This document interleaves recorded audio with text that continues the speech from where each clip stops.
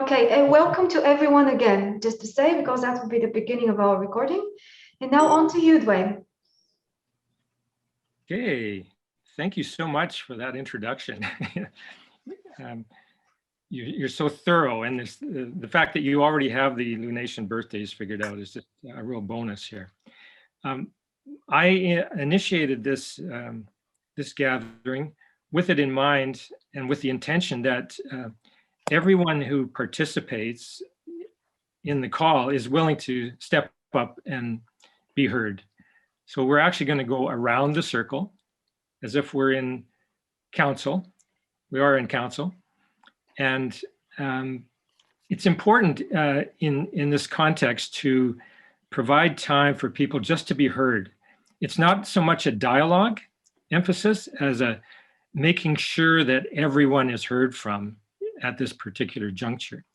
And with 11 participants now, we had anticipated about 10 minutes per person for a brief presentation. So that's kind of the orientation that Radilina and I have had going into this. So she's already volunteered to be kind of the whip to keep people, in that kind of 15 minute frame so that we do get around the circle. That's really a fundamental importance here. So, and knowing that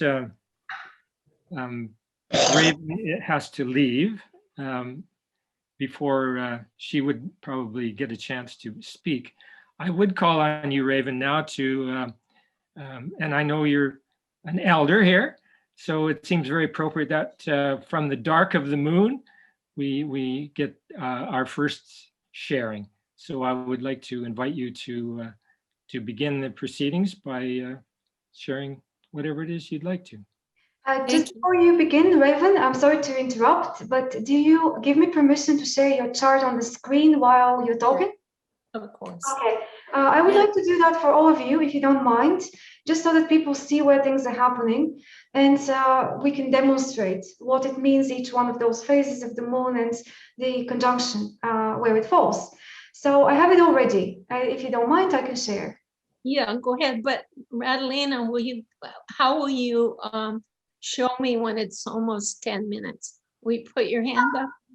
You go on, and we have just agreed before we started with Dwayne that if any of you overextends too much, like really too much, then I'm going to give you a sign and say, well, be aware of the time, just in a very, very quick way. Okay. We won't do any buzzers or anything like this. So I'm sure all of you will figure it out. But if you go a little bit more, don't worry. A couple of minutes more is not a problem. Maybe let's say up to 15, if you really have an interesting example or something that you want to, we won't interrupt you in the middle of the sentence. But yeah, just bear in mind, we need to keep it roughly around this because otherwise we won't have time for everyone. Yeah, I'm all for that. Okay, great. They just yank you off at the comedy store. They just yank you off. No problem. I know that once we start talking sometimes, and I told Dwayne to keep an eye on my presentation because you know me, I can't stop myself. So, okay, without more complications, let's just share the screen, make sure everyone sees it, and then we can go on. Let me just figure out how to do it in a way that. So here is Raven's chart. Just give me a confirmation if you guys see it. Yeah. Yeah. Okay. I'm just sorting the windows so I see you. Here we go. Okay, Raven, you're on the screen. So now let me just say to everyone, I will do that before every one of you starts speaking. Here we have a chart where we've got a balsamic phase of the moon, meaning the very last 8th phase before. Radilina, sorry to interrupt, but it's so tiny. Is it possible to make it bigger? Is it? It's huge on my screen. Maybe not for everybody, but I barely see it actually. It's tiny. Mm-hmm. Okay, that's very strange because on my screen it's really huge. Let me see what I can do. Good to know. Let's adjust things properly before we begin. So I think I know what's going on. Let me share in another way with you. Any change? Ah, Yeah. thank you. There we Brilliant. go. Yeah, that's good. Fantastic. Thank you. Good. Okay. So yeah, just the wheel of the chart. No other, distractions around it.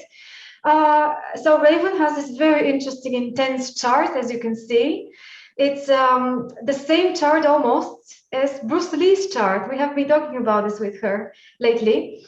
They were born on the same date at the same time, almost same year. Anyway, that's another story. But here we've got the moon in Scorpio just behind the sun in Sagittarius, which means that we are it is a situation where the sun and the moon were just about to come together again to begin a new cycle, a new conjunction. So Raven was born right at the end of the previous cycle before that was the case. And this is a magical moment of planting seeds, of preparing for the new cycle, cleaning everything that needs to be disposed of from the previous cycle. And it's quite mystical, it's quite alchemical in a way. That's people think that the word balsamic has this alchemical origins. So I will leave it to you, Raven, to tell us how you reflect on this and how you see yourself in this situation. But just to also mention that this conjunction of Uranus and Saturn that we are beginning our discussion from today, the beginning of their cycle in 1988, happened at the very last degree of Sagittarius. So what we're looking at each one of those charts is, where is that last degree of Sagittarius? Where did this person experience it? And with Raven's case, this is right at the cusp here of the 12th house. So this is also a very interesting case, yours, Raven, because of this, because you're the only one of us today that has it on a cusp. So Uranus and Saturn conjuncted at 29 something, the 30th degree of Sagittarius. And here is where it is with you, between the 11th and the 12th house. So I count it as the 12th house. And you know that there is this association we can make between the 12th house itself and the balsamic phase of the moon. So it's almost like a double indication in your case. Not only the phase of the moon, but also where the conjunction as a transit fell on your chart at the time. And now I leave it on to you. Okay, that was great, Radilina. Thank you. What I know about the balsamic phase that I'll just corroborate is that right from the beginning of my life, I felt like I've been in two worlds, and also felt like, what the heck am I doing here? I felt that strongly too. I've had a life full of synchronicity. I've had a life full of ghosts and the feeling of ghosts. I haven't seen them myself, but I used to catch my mom talking to them.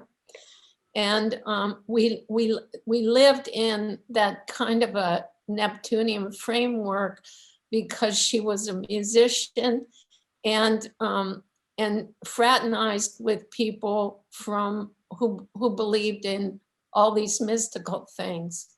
So aside from that, in 1988, I only figured this out yesterday. It came back to me that I was living on the Indian reservation in Zuni, New Mexico.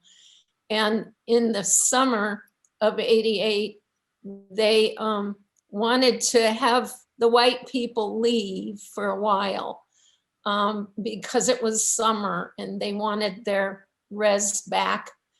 And those of us who were there and working there were given bonuses to go somewhere or do whatever. And I didn't want to waste my bonus. So I thought, I'm going to put that into something, go somewhere where I can learn something. And I just intuitively signed up for the writer's workshop in Iowa, even though I knew nothing about it. At the same time, my stepfather committed suicide. And so I had no way to get there. And I was called home. And when I went home, my mother, who never generally offered much of anything, told me to take her car and go. So I went. I went to the workshop, and I met my next husband there. And I mean, we weren't married. I just met him there. At the same time, I was getting a divorce from the previous one. So there was this strange synchronicity. When I met my husband, was my fourth and last husband, he reminded me of my father, which was probably not a good thing. But I remember being extremely attracted to him as my father.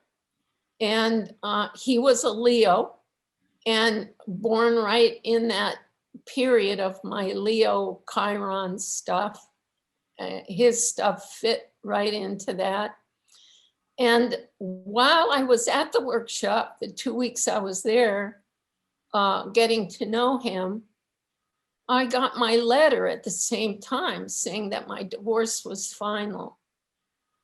And when we split up at the end of the workshop, there was no talk about ever meeting each other again. And then when I went back to Zuni in the middle of the reservation, I had all these native people, children primarily, running to say someone was looking for me. And it was him.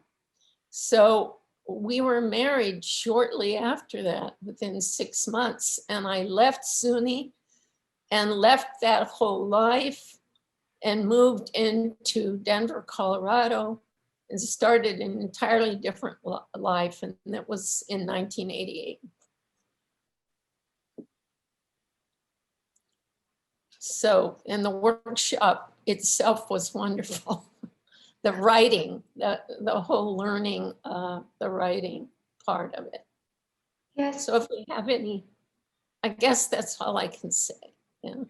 Do you remember, Raven, what was on your mind to write at the time? Was it in any way related to 12th house topics, or kind of, where do you see this theme of saying goodbye to the past? Is it mostly? I think I was entering the past, it being the 12th house, and me connecting with my ex-husband. He is now my ex-husband.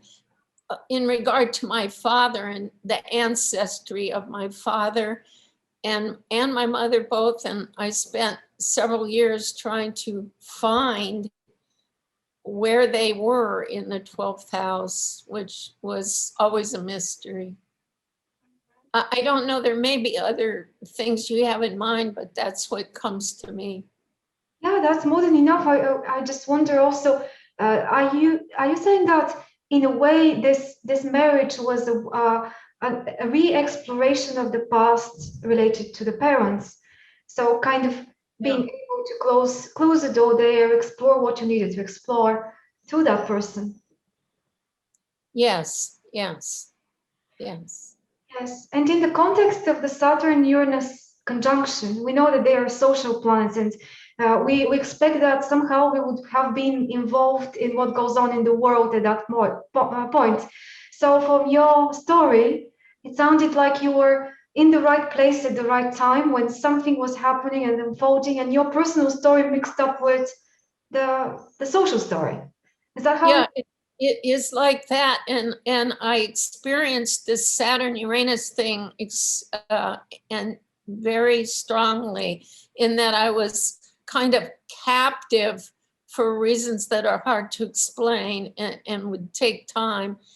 In the Pueblo, I had living alone in a house trailer in the middle of nowhere, and really in a regimented system of behavior in teaching. And at the same time, the Uranian stuff was really shaking that up, as well as Jupiter. Right, right. And it's a very good example, yours, it sounds, of a Sagittarian type of change.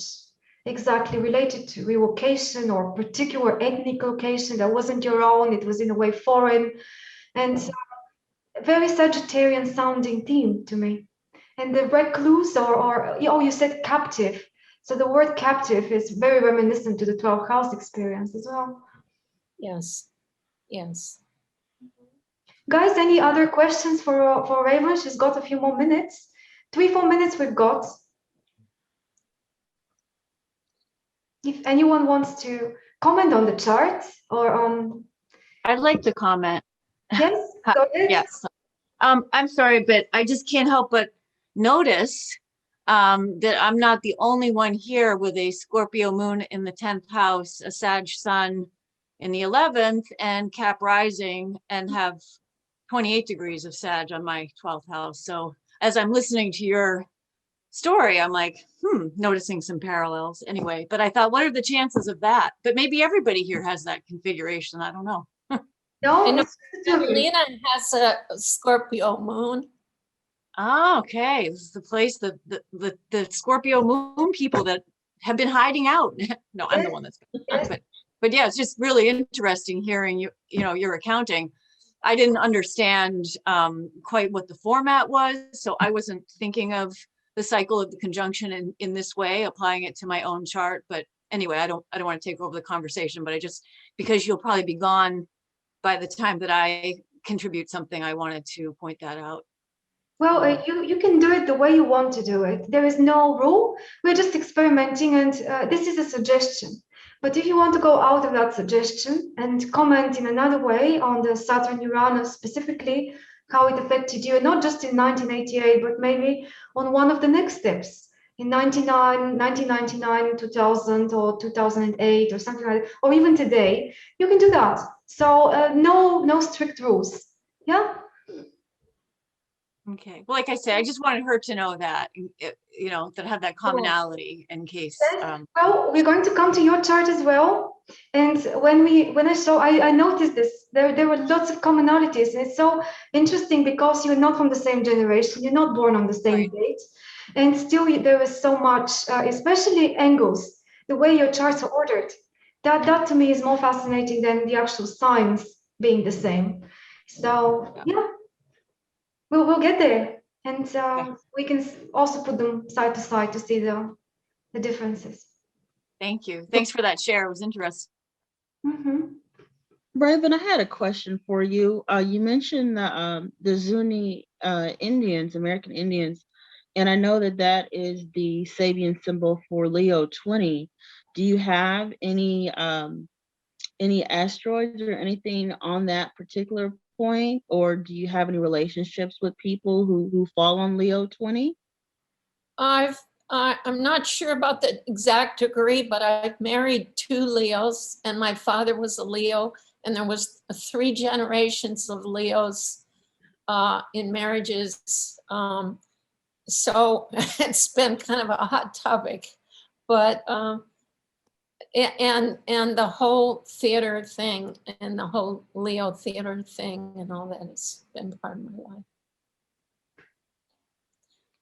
Folks, Okay, I'd thank like you. to Very see us interesting. push on to the next, if possible. I have a sense that if we spend this much time on each person, we're not going to get around the circle.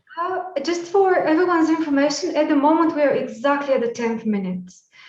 So Raven started at 3 minutes after 6 my time, and it's 13 minutes after 6 my time. So we are exactly on time. This is going to give us a guideline for the next class. But you're right, it's time to move on. Okay, how particular are we today? Yeah, you can imagine. You say who goes next? Well, do you want me to tell you who else has the 12, the balsamic phase? Is that the way you want to go? I'd like to see us jump to the new moon. Okay, let's jump to the new moon. And so who's first up? There are 3 examples here of new moon people. I'm one of them. The other one is Simona. And we have Ines as well. So let me just check. Ines, are you with us? Yes, you are. So maybe we should give you the word first because you are with us for the first time, and Simona and I are already known to the group. Would you like to now tell us about your case? So what particularly are you interested in? Are you interested, first of all, I thought I was waning crescent or waxing crescent, something like that. I didn't realize. Well, I mean, I think other times I've thought of it myself being a new moon. Okay, so a new moon. I'll just go there. let's just confirm that first before you start. Then, do you guys see the new chart on your screens? Yes. Okay. Yes. So is that your chart, Ines? Is everything correct? That is me. Okay. Well, beautiful sun on the MC. You must be a very active person, I suspect. But you are. I mean, I understand it's very close to the crescent, but there are a certain number of degrees. 45 degrees difference we need to have between the sun and the moon for it to be the next phase. And in your case, it's still not that many, if that makes sense. You're very close to it. But I'm using solar fire, and it gives me automatically the answer, what phase of the moon the person was born under. So I checked before we started, and it gives new moon for you. But if you feel like you identify more with the next one, that's fine. I mean, I think it's good. So I haven't worked with moon phases very much at all. Would you remind me of what the new moon phase is supposed to be? Yes, of course. This is my one too, and I had the chance to think about it a little bit.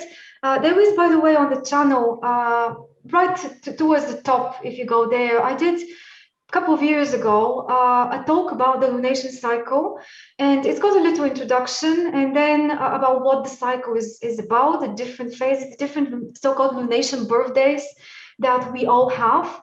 That's the other side of astrology that very often gets neglected and not many astrologers use.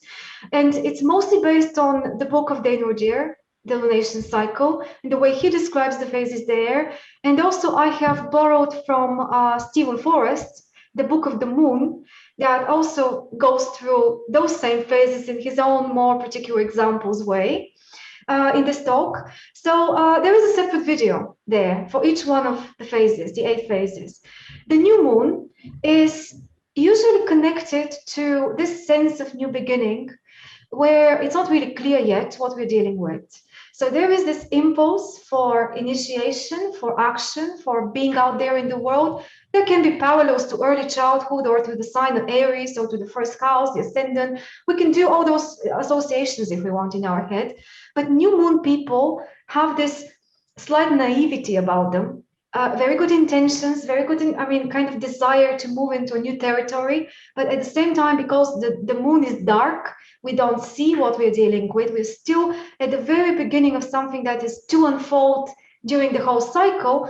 We are representatives of this initiating, childish, in a way, spirit, which is very, very natural, very intuitive, very, very strong intuition about how things work in the world, but not always being able to explain it and not always being able to justify this intuition, because at this stage we're lacking the experience. This is just in a few words. But if you take it from here, I don't know if you find yourself in this in some way, but I think that these phases are powerful because the position of the moon and the sun in the chart, that's what this is all about, and their relationship to one another.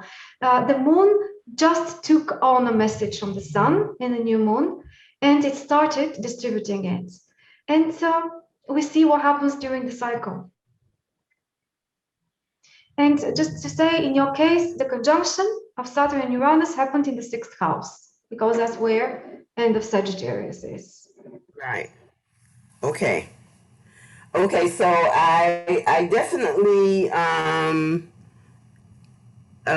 tuned in when you said justifying intuition, because that's been a thing in my life that I attributed to being a sun in Pisces. That's what I thought it was.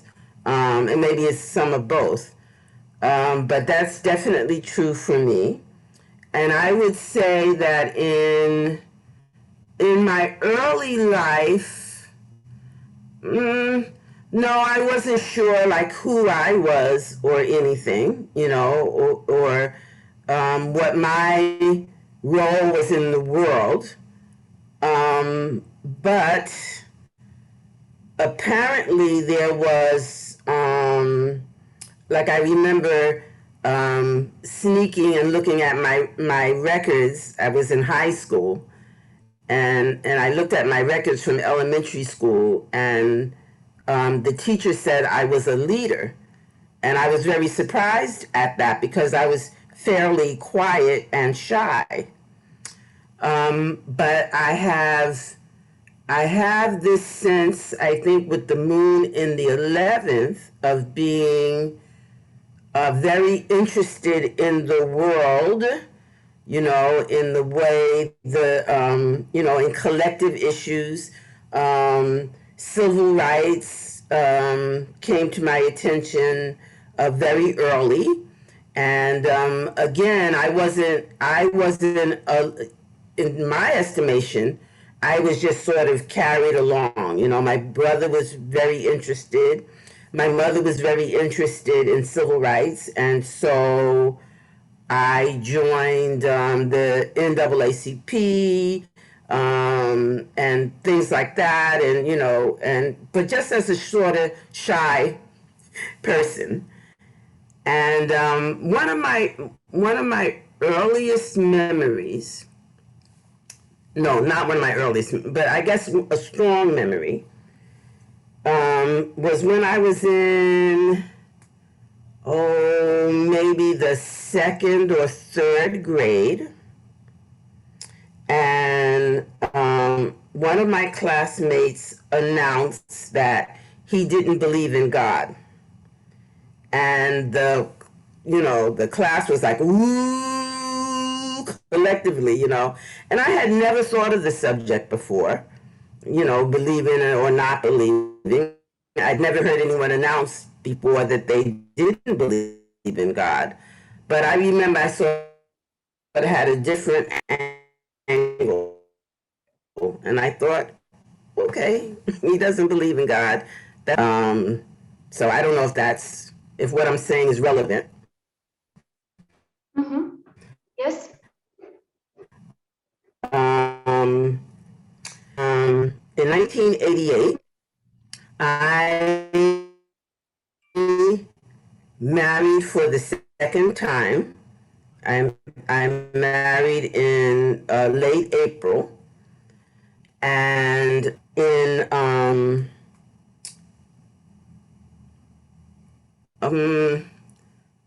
well, I guess I'll just say, I was working for this, for the Temple of Kabbalah, Tarot and Kabbalah.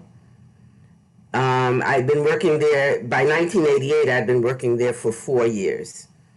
And it was my favorite job,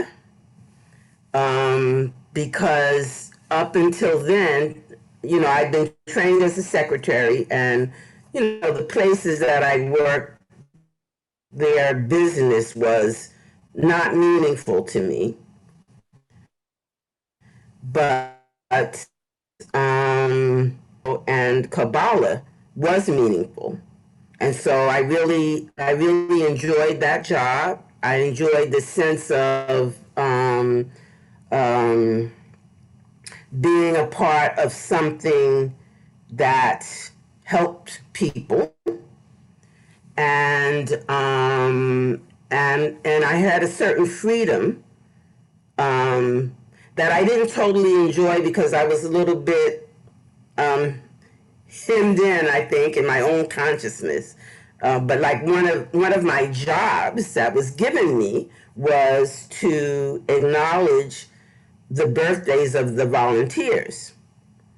And so that meant, you know, going to this metaphysical bookstore in LA called Bodhi Tree, and buying these beautiful cards and spending some part of my work experience, maybe 2-3 times a week, writing a message on these beautiful cards and sending them out. So that was something, that work was meaningful. It gave me more freedom, more creativity than I'd had in my work before. And the fact that it was, had somewhat religious connotations because the organization also had like Sunday services. So there was that, even though they were supposed to be really more a school, but they did have Sunday services. And so it was kind of, and maybe by then I felt like a nun who got to go home and have sex.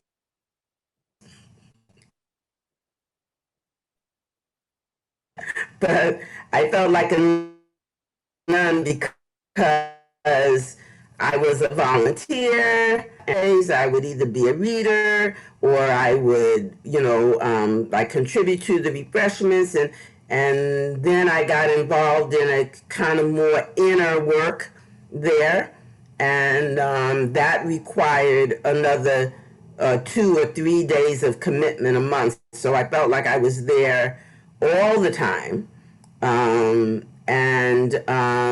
But I did get to go home in the evening, and I did get to have a sex life, even though I felt like an obligated nun.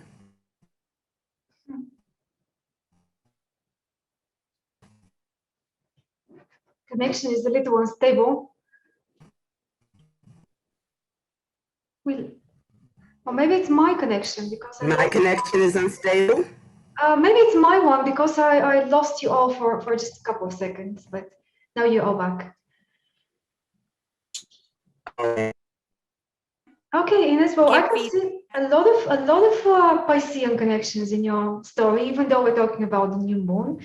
But the new moon happens in Pisces just before you were born, and then your moon in Aries is the first step forward to, unfold whatever that new moon in Pisces was about. So I thought that was interesting. Almost like it's an emissary sent out there. Did anyone want to ask someone something? We have another couple of minutes, 3 minutes. I just wanted to quickly tell Inez that the Bodhi Tree in LA was one of the first stores that took my recording, The Tree of Life, Healing Through the Spheres of the Kabbalah. It was very meaningful for me, and they had it always. They stocked it in their store. And so I felt very, wow, what a connection. I have worked in the Tree of Life and Kabbalah and Tarot and all that. And the Bodhi Tree having a very special place in my heart. Awesome. That's awesome. And I connected with the Bodhi Tree as well. It was a really wonderful place to go. Yeah. And I used to go there quite frequently. It's funny. Yeah, cool. So for the I like your story. I don't know about the Temple of Kabbalah. Was it in LA?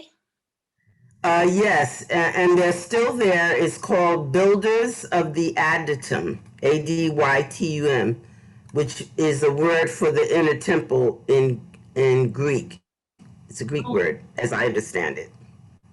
Interesting.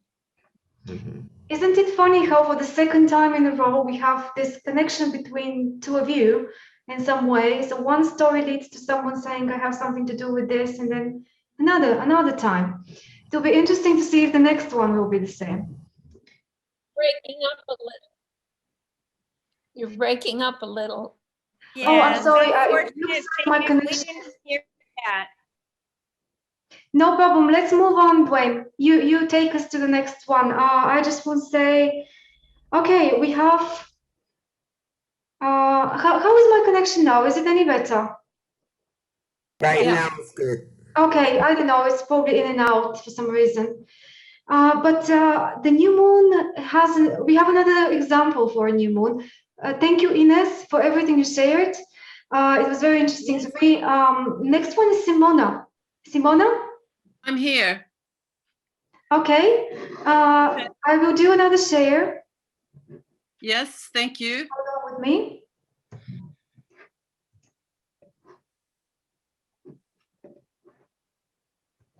Okay.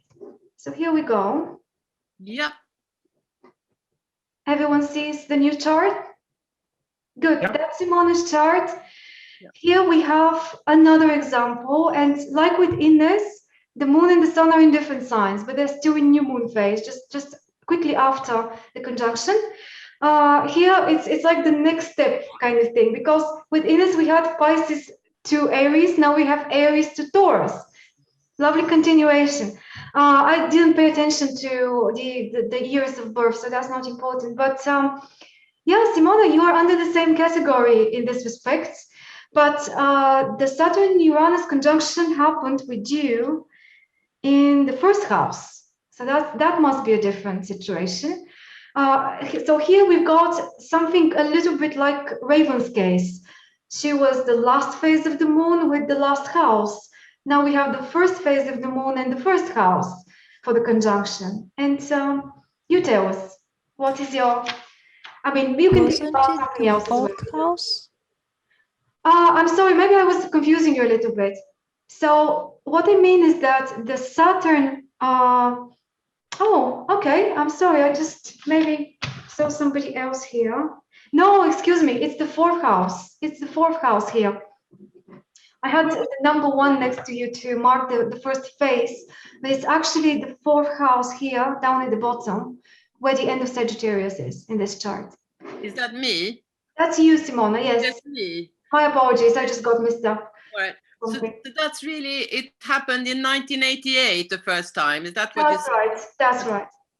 All right. Well, shall I start from there? Yeah, please, go ahead. Okay. So 1988 was actually the sort of the ending of a very, very busy, productive time of working as a counselor in GP practices, one-to-one with people in NHS in England, and also working very much as a facilitator for journal writing, for self-discovery, all over London, England, you know, adult education colleges. It was very, very popular. And also bringing up my daughter. So it started to peter out. Things started to fall apart, yeah. And so, for example, my marriage started to kind of really fall apart. Oh yes, and I was at that time offered, because of my journal writing, I was offered by I think a book on that work, and as a result, I actually gave up my work as a one-to-one counselor in GP practices, because I was working with very, very heavily you know, difficult people. I was going to write a book, then of course I needed space. So I did that, I gave up, and that actually caused the problem in the marriage, because my ex-husband got really angry with me for for not you know, producing that money anymore. And that created a whole thing, and I then got glandular fever. I mean, everything happened. So everything kind of wasn't really meant at that time at all. So 1988, 89, that was really kind of what happened. Everything fell apart.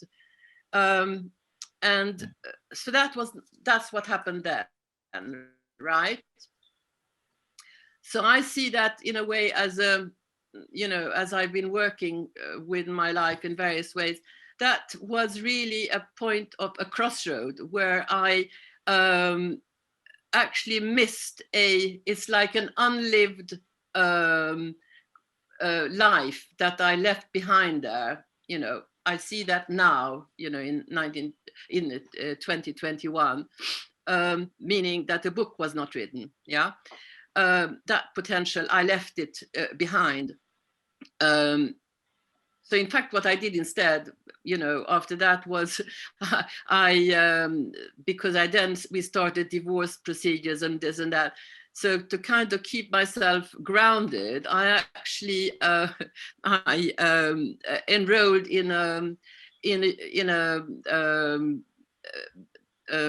BA fine art practice. Yeah.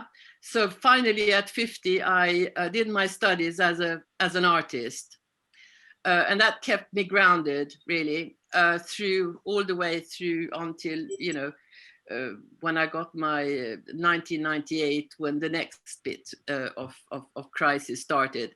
But okay, so let's come back to the new moon. Now, if I come back to my childhood, if you thinking, you know, if I think about myself as, you know, being a new moon type, and you know, my new moon is 33 degrees, isn't it, Radilina? So it's kind of, I think it's 33 degrees, if I'm right. 33, 34 distance between them. Yeah. Yeah. Okay. And so, you know, as a child, I mean, really, I was living in darkness, actually, talking about the new moon being, you know, the dark moon as well, in terms of who I was, in terms of my identity. I was always people-oriented from the very start, you know, studies, academic stuff was not interesting. All I was interested in was relationships with people. And that went all the way through to my teens. And actually, when I was, and, you know, I didn't know where I was going. I really didn't know what I wanted to do. When I was a teenager, everybody went to university. I didn't, and so forth. And but what I did discover then was, because I had a grandmother who was very psychic, and she taught me how to read cards. And as a result of that, I got really interested in, you know, in card reading, in palmistry. I used to do a lot of palmistry and, you know, kind of combine it with astrology. I did some really interesting research on that at the time. So I was really developing my interests as a seer at that time. And all my family thought I was a witch, you know, and stuff. They used to make fun of me and stuff. But that was the only thing that had meaning to me at that point. Apart from that, you know, nothing else really interested me, you know. So then, you know, I somehow or another, and this is all through synchronicity, I met a man called Dr. Ara Progoff, and that's in New York, who I studied with, and I became interested in psychology and psychotherapy and so forth. And he was the, you know, a man who he was well known for being a pioneer in journal writing, and he lived in New York. And I kind of became very interested in his work, and I trained with him. He asked me to train with him, which was an amazing compliment, because he was then starting his work. And I had planned to stay in America to train completely with him, but things happened in England. ex-husband and so forth. But out of that, I then found my vocation. So that was really, now, you know, working with this journal, I can say, I mean, if we, you know, in terms of the new moon type, and Rudhyar says about that, and being that it's somebody who is strongly subjective and emotionally impulsive, have an emotionally impulsive approach to life, often a tendency to be emotionally confused and projected one's feelings upon people and situation without much regard to what these actually are in themselves. This was very right through my life at that time, until I started to study psychotherapy, because there, of course, one of the things you learn, and also when I was working in the journal, is to take back projections. And one of the things I learned, first of all, by working in that journal, was to take back projections, which was fantastic for me. That's a very long story. Anyway, so then coming back to that, which is really interesting actually in terms of a new moon type, because I then discovered that all through my life, I had always been very good at kind of assessing a person's inner potential, seed potential.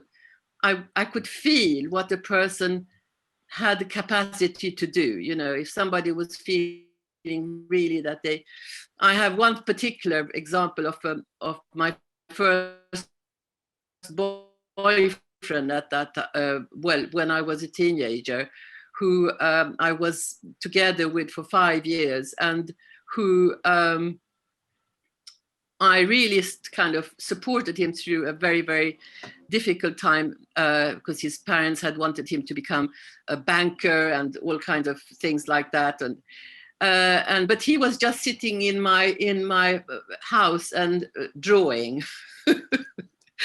Anyway, as the years went by, and as his life kind of came to a point of change, and mine, and when we kind of parted, he went off to the States, and he became a very, very well-known shoe designer.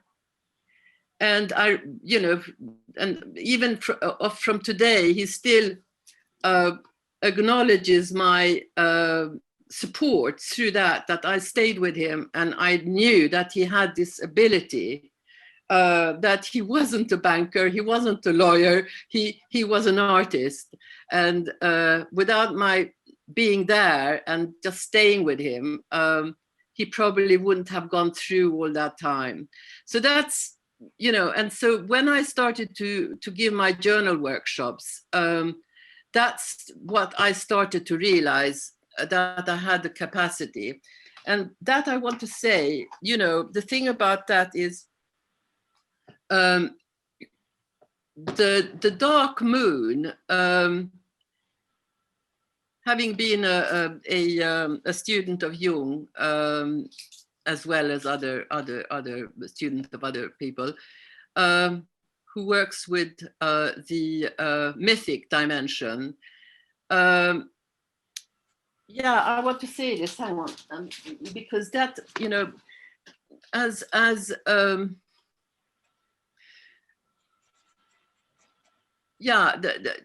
what I'm really kind of good at is to, and that's how and in fact, that is what my work has been since 1975 and still is today, is really to help people to develop their seed potential.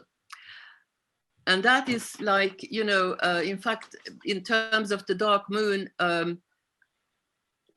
this, I don't know if all of you know of Hecate. Yes. Who is, now Hecate is really the goddess of the dark moon. Yeah. And I've had a very strong association with her over the years, and I've had a lot of dialogues in my journal with her. And and she is the goddess who lives in darkness. She lives, and of course she's a witch, And of course, I used to do a lot of divination, as it was. And when I did a lot of people told me things that I had said to them and that had happened, which I didn't realize myself. So I do seem to have this ability. Anyway, she lives in a liminal space. And I think this is very much also in terms of the dark moon, the new moon, this, the crescent moon. It's the seed in the ground in darkness. And you've got this, you've got the husk of the seed, which, which is there and it's hard and it has to crack open. So that the germination that's happening inside of that seed can start to come out of this husk.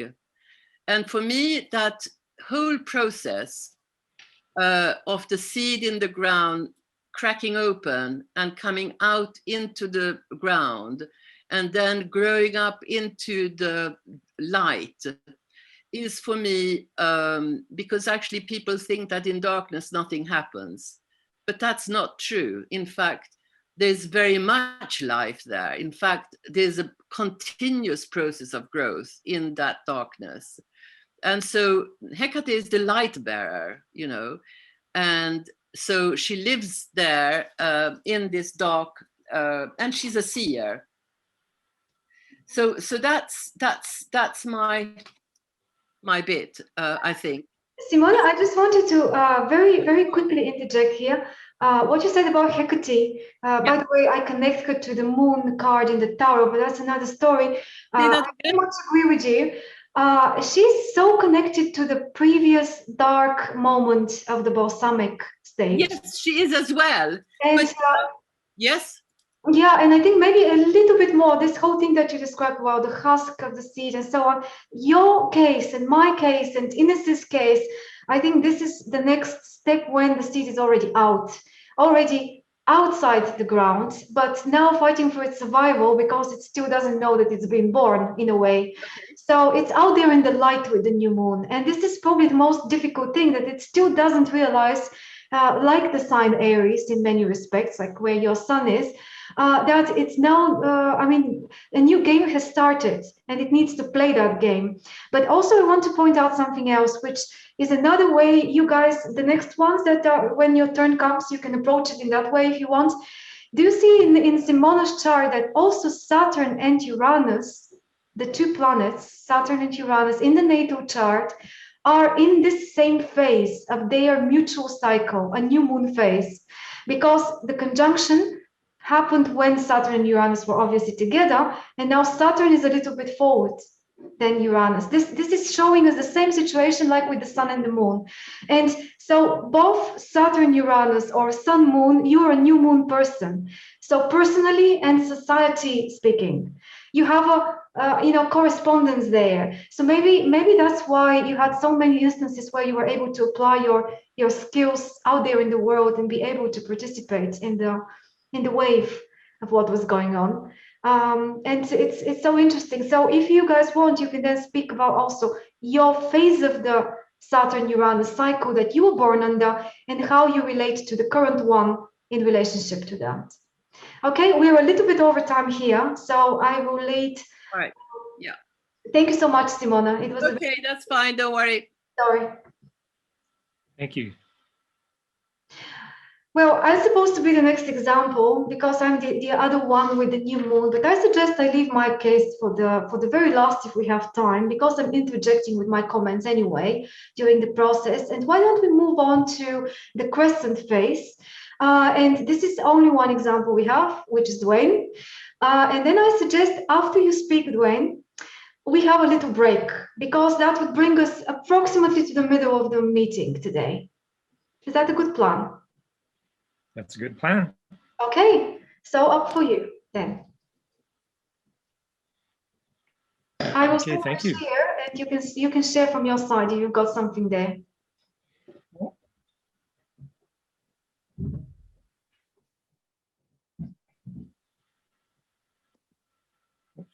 Okay, I think I have it. Radilina, I just asked, I'm curious about how the question that you're wanting us to answer, tying it together with the moon phase, 1988, the sorrow cycle, and the eclipse in our houses. I'm not sure what you want us to present. There are no strict rules, so don't worry too much about it. This is just indications that we thought maybe we can make a connection between the phase of the moon under which we were born and the current cycle of these two planets, which we're commemorating today, the second square, the waning square, because we kind of make the parallel between the relationship between any two planets like Saturn and Uranus and the lunation cycle. So they are now in their, how is it called, second quarter phase, Saturn and Uranus. So just so that we can mix these two topics together in one way or another. But if you want to speak just about the cycle and something more mundane regarding it, feel free. So it's no strict rules. So when it comes to you, you can just tell us what you think. I haven't mentioned anything about eclipses, but if you want to mix this up as well, that would be fine. Okay? Okay. Now I have a presentation with slides, and I don't think we can have my chart up at the same time. No problem. You don't need to. Okay. So we'll just maybe launch into the presentation as it sits. Okay. So here we are. This is the second of 3 Zoom calls like this, centered on the Saturn Uranus square that we're all experiencing at the moment. And today is an exact square, last quarter square. So a bit of a very conscious approach to moving through this cycle. And in my explorations, I've gone back to the source, to 1988, and really I spent a lot of time in the last few days in my journal from that time. So I have a bunch of slides here, so I'm going to just boogie. Thank you so much to Radilina for her crafting of this poster and getting the word out, as she does so brilliantly. So my lunation birthday in the waxing crescent square, I'm typically involved with issues of expansion, assertion, dynamic impetus. So we talked about the seeds, the shell cracking open and pushing up. I'm in that sector where there's something vital within me wanting to come forth into expression, and there is resistance, and I have to constantly push through and push up. But as I understand myself better and better through astrology, I'm more and more at peace with that. That's just the nature of the territory. The model that I've been applying for many years now is the Dane Rudhyar lunation cycle model that we have represented here. As a multidimensional metaphysical tool, the lunation cycle can be used to divine the universal harmony inherent in any cycle of relationship. This includes the cycle of relationship linking Saturn and Uranus. So we're seeing that the 2 planets go through this structural, the series of structural changes. And if we're flowing with the cycle, then there's appropriate action at each particular phase. And so that's what I'm attempting to do, is to divine what is the most appropriate action to take here and now in order to move harmoniously in attunement to this cycle. As above, so below. The Saturn-Uranus cycle, metaphorically, the 45-year Saturn-Uranus cycle presents us with a model of the harmonious transformation, Uranus, of the status quo, Saturn, through the introduction of novelty, and that is found in the phase. Since the cycle's inception in 1988, my assumption has been that through conscious and sustained attunement to its changing phases, as seen through the astrological lens of the lunation cycle, I will be able to incorporate its inherent harmony into my day-to-day life. A quote from Marilyn Ferguson from her book, 1980s book, The Aquarian Conspiracy. The essence of human intelligence. Making mental connections is our most crucial learning tool. The essence of human intelligence. To forge links, to go beyond the given, to see patterns, relationships, context. These are all things that are possible through the application of astrology. So things I've learned from the 1988 Saturn-Uranus conjunction at galactic center. I've learned that, and it's been substantiated in my research in this last week, acting on dream guidance is important.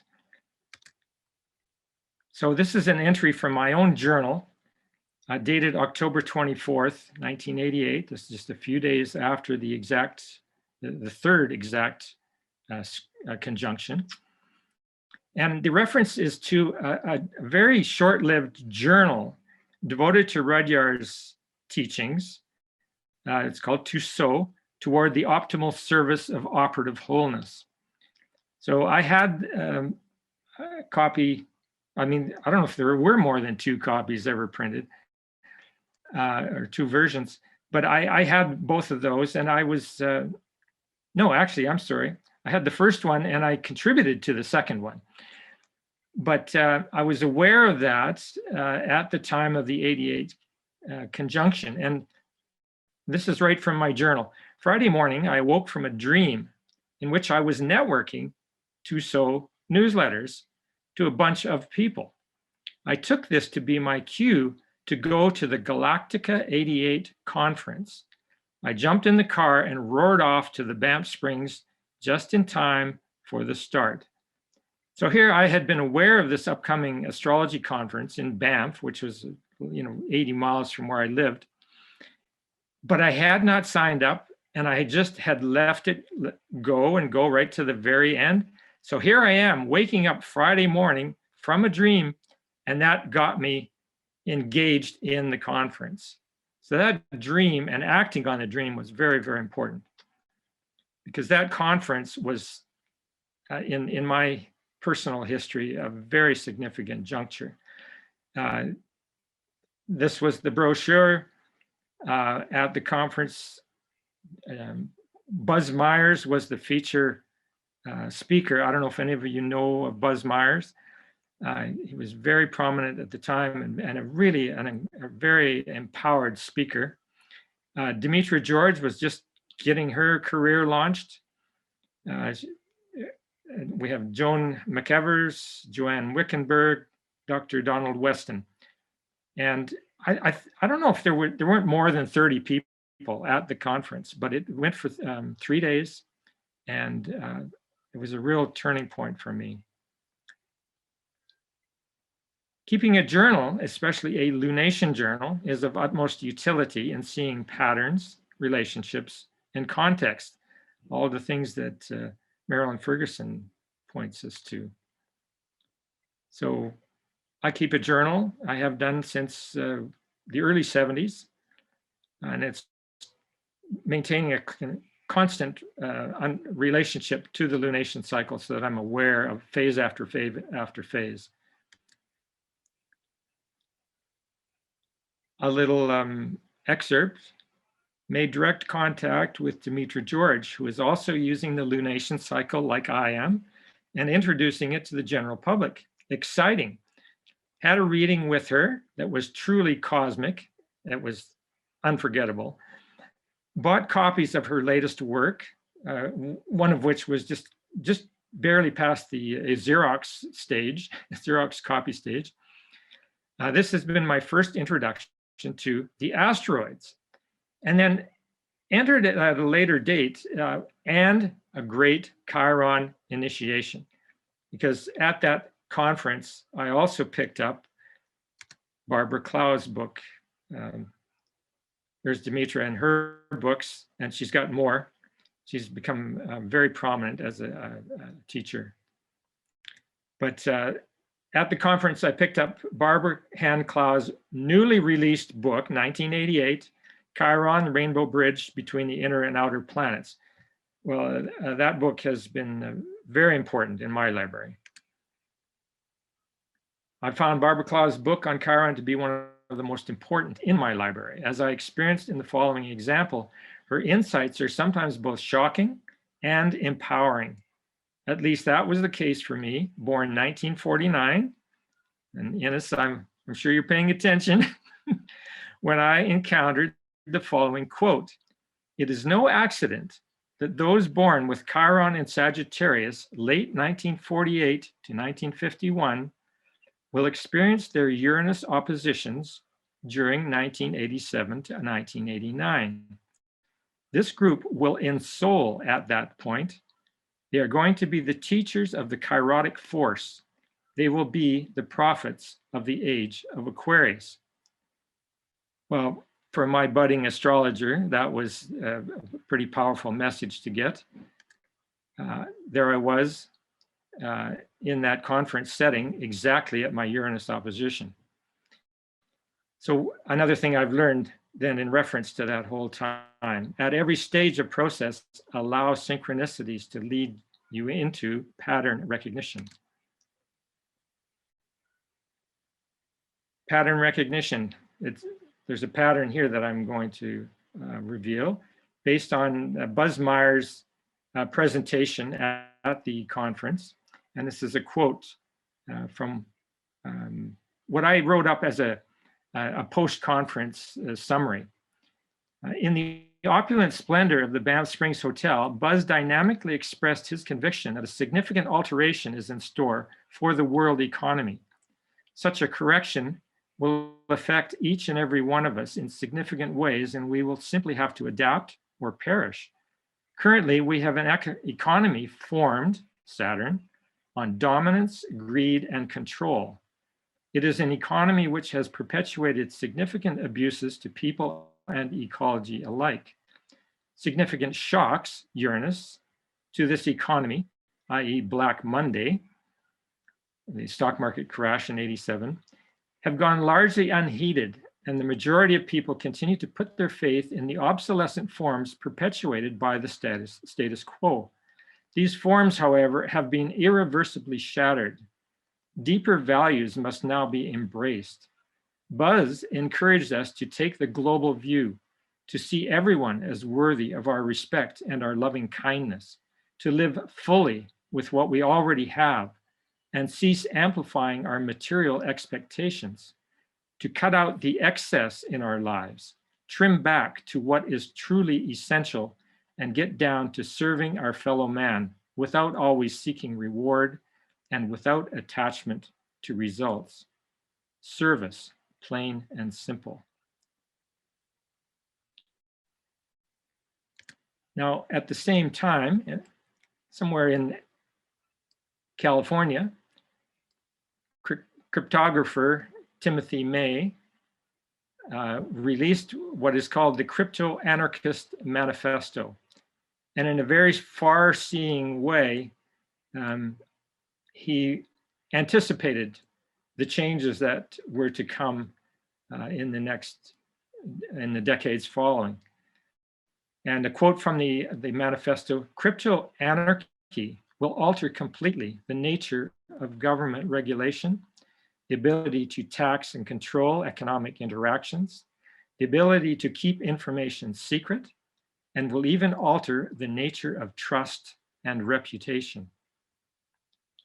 So here are two men at that exact Saturn-Uranus moment, conjunction moment, speaking about this major alteration in the fabric of the world economy.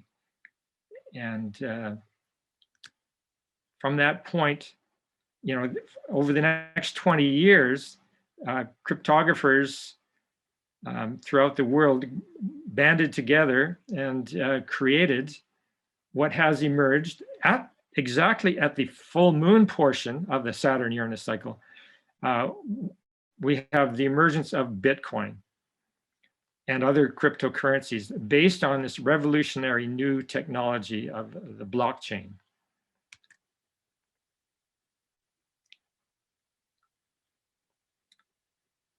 Something else I learned in reference to that Saturn-Uranus conjunction: galactic center is a vital reference point in any astrological exploration. So another journal entry, this one is October 24th, just a few days after the conference. In post-conference summary, I would say that in a nutshell, what we're being called upon at this time to do is to dig deep within our psyches to find the eternal galactic foundations upon which a new world could be built. I formulated this statement on the heels of my discovery made at the conference, and this was my own researching in that context, that asteroid Eros, significator of one's deepest passion, sits exactly on galactic center in my natal birth chart. That was a very empowering moment and continues to this day to be a focus for me. So there we have my natal chart in the inner circle, the exact Uranus opposition underway for me, October 18th, that's your exact Uranus opposition, which Barbara Clow's book, her second book on Chiron, is a manual for navigating this territory. It can be a really profound transformative point in any life. That's what we usually consider as the midlife crisis. Well, the midlife crisis can really bring a lot of new experience into your life, and it pays to be as conscious as you can be at that time. At that juncture in my life, I was developing a synthesis that involves the Mayan sacred calendar, which has at its center this symbol of the Hunab Ku, the center of the galaxy. That is the center of the whole cosmology of the Maya and their sacred calendar is galactic center. So they were onto galactic center centuries ago, and we have a lot to learn from them. And I've learned a lot from them, and I've incorporated it into a synthesis, which I'm in the process of sharing, certainly in this context of this group. And these are some of the elements, lunation journaling, working with the lunation cycle in a very conscious way, and also then incorporating the symbolism of the Mayan sacred Solkin calendar. It's based on an insight I had in March of 1986, which was a full body initiation into this more transcendent frame of reference that has very direct connection to Uranus.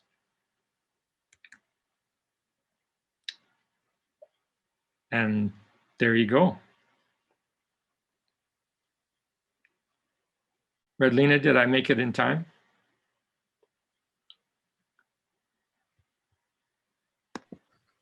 You have to unmute. I can't hear you. Thanks for reminding me. Yes, I was saying you were allowed a little extra time, a few minutes extra, as the organizer of today's event, and you were within that. So thank you so much. It was very. Thank you. And you mentioned something in the beginning of the presentation. It was this this publication of some of the writings of Rudhyar. I don't remember how it was called exactly, but you said it was called The Test of Mutuality, and that reminded me of something. And I think I found where this is now published. You said that was a one-time publication or something like that. Was that the case at the time? That thing that you said is called The Test of Mutuality. You're breaking up. I couldn't quite get that. Oh, I'm sorry. So the publication that you mentioned by Rudhyar in the beginning of your presentation. Trousseau.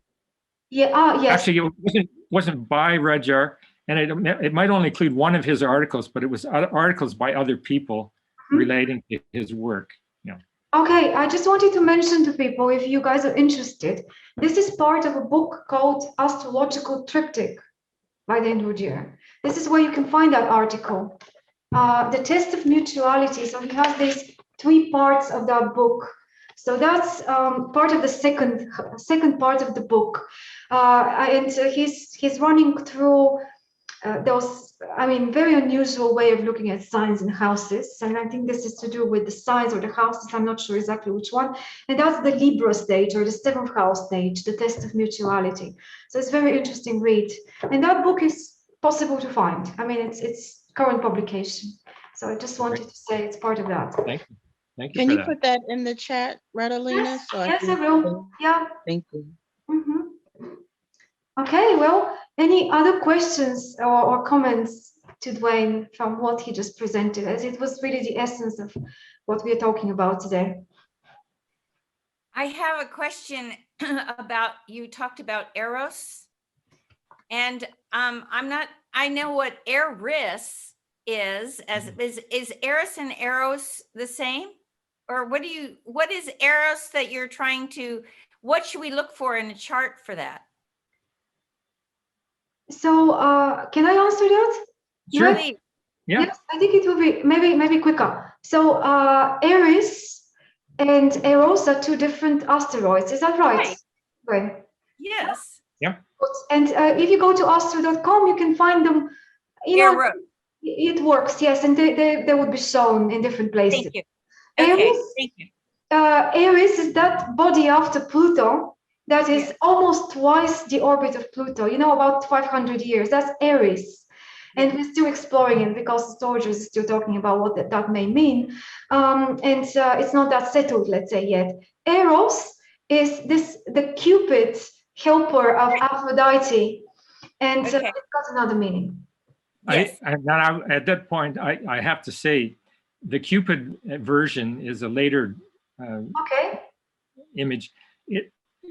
Eros was a primordial god, very, very close to the inception of any cycle of life.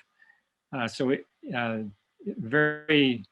you think of it in terms of your deepest passion, it's really worthwhile exploring, because it will put you in touch with a realm that's deep within. That's been my experience. Thank you. Thank you. Maybe some week we could do a group exploration of Eros. I think that would be awesome. Thank you. I felt a little foolish to ask because I'd seen it, but I really couldn't get where I could find it, or I had never explored it. Thank you. You're welcome. Yeah, maybe you can tell me, Dwayne, about Eros conjunct Venus in Scorpio, but that's another conversation. Would that make you one of our most passionate individuals? I hope so. I hope so. I hope it compensates a bit for this Mars square Neptune, which is not in Scorpio. So anyway, let's not divert from our main topic. I suggest we have a quick break, 5 minutes now. And then when we return, we continue in the order of presentations. Stay with us if you haven't presented yet. And if you have as well. I'll see you soon. All right. Hello again, everyone. Are you back? All good? Okay. Before we continue, let me tell you what is coming next, the order of people in the list, so you can prepare, or you know when your turn will be. So we have now, after Dwayne, who was born under the crescent, we have the next phase, which is the first square. Yeah, the first quarter moon. And under that, we've got Lauren and James. So Lauren, you come next. Then after you two, there will be Robin, who is born under the gibbous. So number 3 in the row, Robin. After Robin is Katerina, who is born under the full moon phase. She's the only example there. We don't have anybody representing the disseminating moon. It's just the way it happens. Phase number 7, the second quarter, the last quarter, which is what Saturn and Uranus are at the moment. I have two examples. One of the people is not here, but the other one is the Dobromira. So we have you here, Dobromira, and then at the end, the eighth phase that we listened to Raven in the beginning. She was an example of the balsamic moon, but we also have Mango, Matthew, and Ingrid. Actually, Ingrid is not with us, so Mango and Matthew will be the last two examples. So now, if you want, we continue with Lauren. Is it okay to share your chart, Lauren? Yes, thank you. Okay, just a second I would need. I had just a quick question, Radilina. Yes, Robin? Just so I can confirm, 2008, what would be considered the full moon phase for the relationship between Saturn and Uranus? Is that right? Yes, that's right. So what year roughly would you say would be fair to call the waxing gibbous, around 2007 or right before that, right? I haven't really calculated those intermediary phases, but if you think the middle between, whatever is the middle between 1999 and 2008, so that must be it. Radilina? Yes? The phase was exact in, let's see, August 7th, 2004, February 17th of 2005, and June 11th of 2005. So you're looking at 2004, 2005, Robin. Thank you, James. Thank you for that information. Thank you. I have a program, matrix search, which allows me to go in and do that kind of, it shows all those phases, so. Oh, that's great. You need to tell me about it later, if you want. Okay. I will ask you, because that's very important. Yeah. Okay. So now we have in front of us the chart of Lauren. Lauren, you were born under this very intense first square between the sun and the moon, right? Yes. And I leave it to you to describe it and tell us what you see. I mean, whether you see yourself in that. And I mean, if you don't want to concentrate on this, you can speak about Saturn and Uranus. Up to you. Well, yeah, I have a little preparation too, of course. I do a little, but okay. Your 10 I minutes also start have now. in my chart, the sun is trine moon. So on that level, it's quite nice. Also in the chart, as you can see, I have a square of the example of Uranus square Saturn, as you can see there. So I'm an example of that. And I'll just start with what I wrote down. I looked at 1988 as a very transformative time in my life. It was the birth of my first daughter.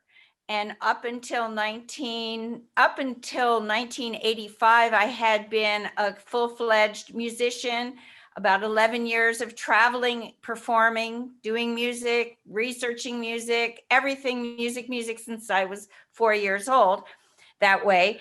And then in 1985, I came back to the States after living in Europe, and I got married, and my husband wanted me to make more money. And I went for a year in computers. It was like Rip Van Winkle. Up to that point, I just had left civilization, living without any even electricity. So at 1985, when I took this job, I went to school for 9 months and got a job in computers.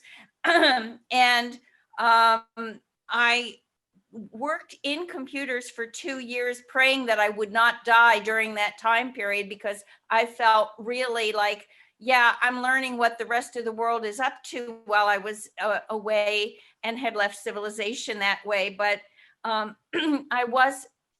when my daughter was born in 1988, in May of 1988, she was my first daughter. I have two. I felt this ability to say, no more, I'm not leaving my children. I'm staying at home, being a mother, and I'm going to start teaching piano at home, have students come to my life, and continue always to perform. So that was a big change to make that decisive And that's it. I don't care if I die. I don't want to be doing this computer job for me. That I wanted to work in music. Another thing is I was back. I had left civilization. I had married a man that my parents were happy I had married, Jewish. And the other part of it, I was like back into my area of my birth in 1988. I was around the Washington, D.C. area again, and my parents were just a drive away and could experience their grandchildren. So it was until 91 when I moved to the West Coast. Anyway, for that, I looked at 1988 was this very pivotal year. My phase of the moon is about action and decisive action, which I've made all my life, very strong actions that even scared me. Leaving the mainland, leaving the United States, flying to Belgium, living in Spain, living in Ibiza, Spain, having my master's degree in Switzerland. All these things were a decisive actions of following this deep passion inside me of what I thought I came to do for this lifetime. And even coming back, it was the moment I wanted to find a husband and get married. I didn't necessarily want to have children, but then once married, I wanted to have children. So I have 2 daughters, as I said. Okay, then I looked at the Saturn square Uranus, and I was just even musing about the way they look. Saturn to me looks like when you put your foot down and that's it. That's a decision. That's a limitation. That's a discipline. And I love discipline that allows for the freedom that various disciplines give you. Like if you really know your music, you're able to fully express yourself because you've got all the technical stuff behind you and inside you, so you can fully express yourself. And funny for me, Uranus looks like someone standing on their head and being upside down, or a change. And so I was musing about that. Let's see. I wrote about, then I was contemplating this week. I thought about that the phase of the moon is more like our order of presentation and awareness about ourselves, but that I was to concentrate also on Saturn square Uranus at this time of my life. So I came up with some examples. I looked at the Saturn being the form and conforming, and Uranus being original, futuristic, and kind of zany and fun. So what I've been doing in this particular square is with a yard sale coming up in a few weeks, I ended up going through my filing cabinet, and I had lots of documents there that even I was able to get rid of and empty an entire filing cabinet of my past. And part of it was hard for me because in having a career, like there was an organization I was part of that I gave my money to, and they ended up being scamming. It was kind of artist distribution synergy, and they ended up taking my money and doing nothing. So it's like I kept the paperwork. Well, why do I still have the paperwork? Time to release that. I had all the court papers from a very difficult divorce that happened. And I was like, I was keeping it so I could defend myself to my daughters when they were old enough.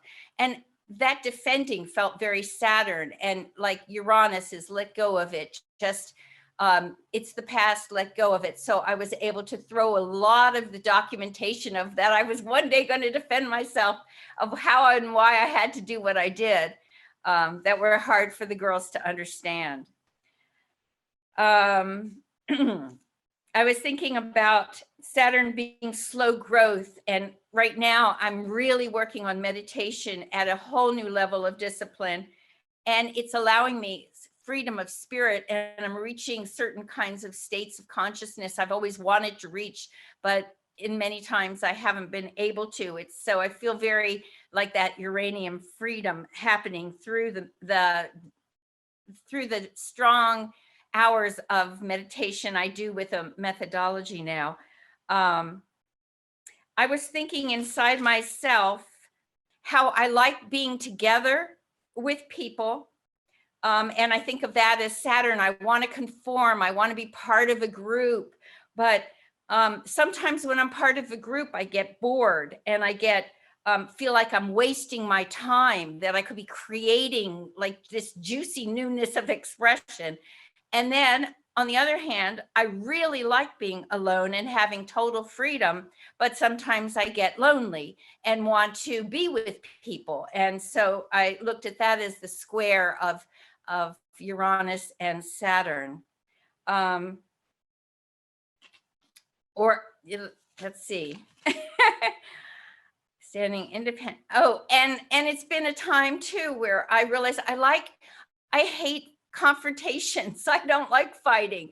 And it's been a time in this world of lots of, I don't need to say it, but I'll say it anyway, of like the Democrats, the Republicans, the people on this candidate, the people who want to get vaccinated, the people who don't believe in it, the ones who think it's GMO, the people who are there's just so many of the polarities. And part of me just is very Aquarian. Can't we all just get along and allow for everyone to be? So I'd like my own freedom in that. And sometimes I feel in the current world, like I wish I could agree with everybody, but I don't. Let's see. I also in this time have ventured into the crypto and always sort of, okay, I want to have enough security. I don't want to be rich. I just want to be able to make the choices I have about my life and continue my music and be able to support my life and have a good life, be healthy. I'm, one of my daughters is in a medical profession. She's an emergency room nurse, and yet I am very holistic and believe in, I'm not a Scientologist, but that idea that the body is so intelligent and can heal itself, and that we've got to give the body time for healing itself and not to interfere sometimes with so much of the pharmaceutical world. Let's see.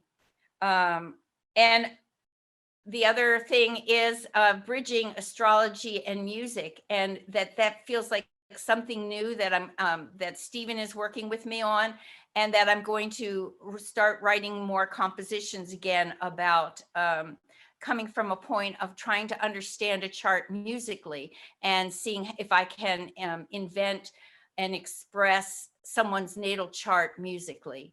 So those are the things I have to say. And I don't know how to look at what you were talking about, Radilina, about where was this in my chart in 1988 or when I was born or whatever else there is to be said. So I'm done in what I came to present, but I need that help of knowing where is it that you're talking about that I should look at. Lauren, this was perfect timing, just to say. It was exactly 10 minutes, so you are smack on. What I meant is maybe just for everyone's reference, you don't really need to go into this, but just to make a note, where is this last degree of Sagittarius in each one of those charts?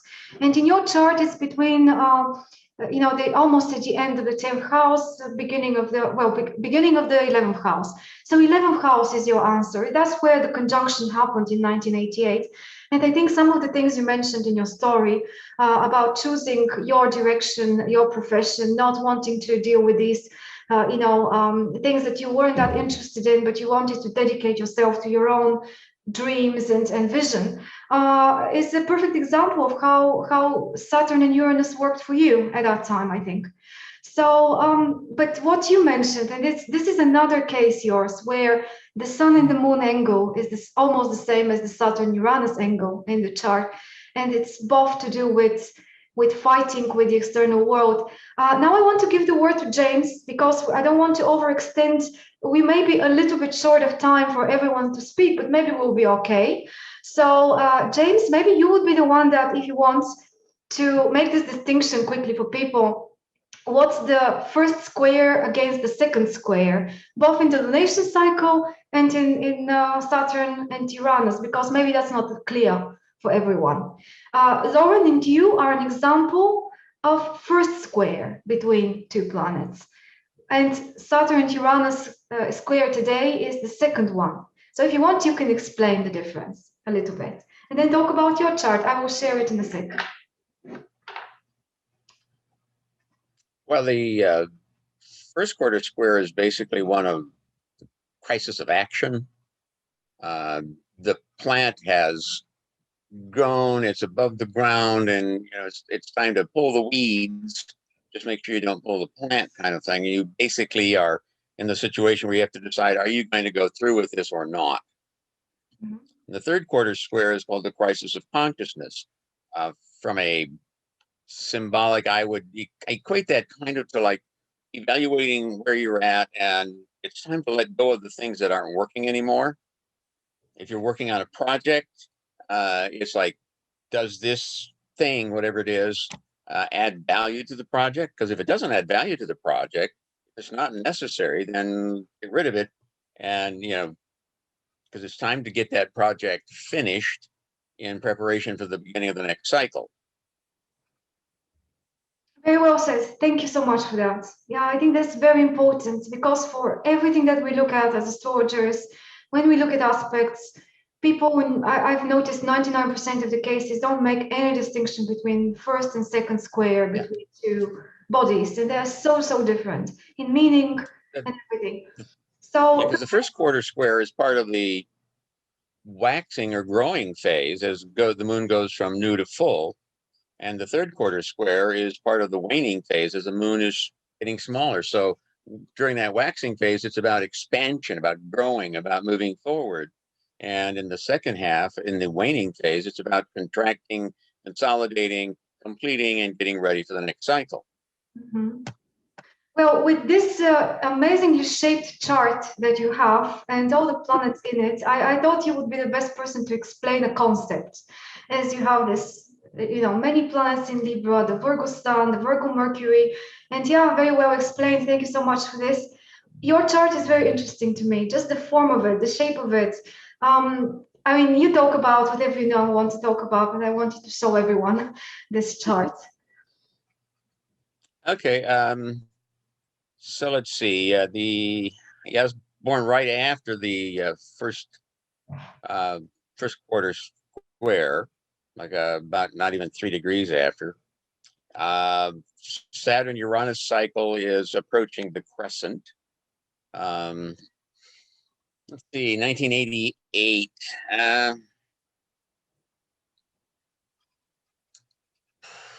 Or maybe now. You want to speak about now and how you're experiencing it now, or in one of how I'm experiencing it now. Well, what's happening now is that it's they're making a T-square with my natal Pluto.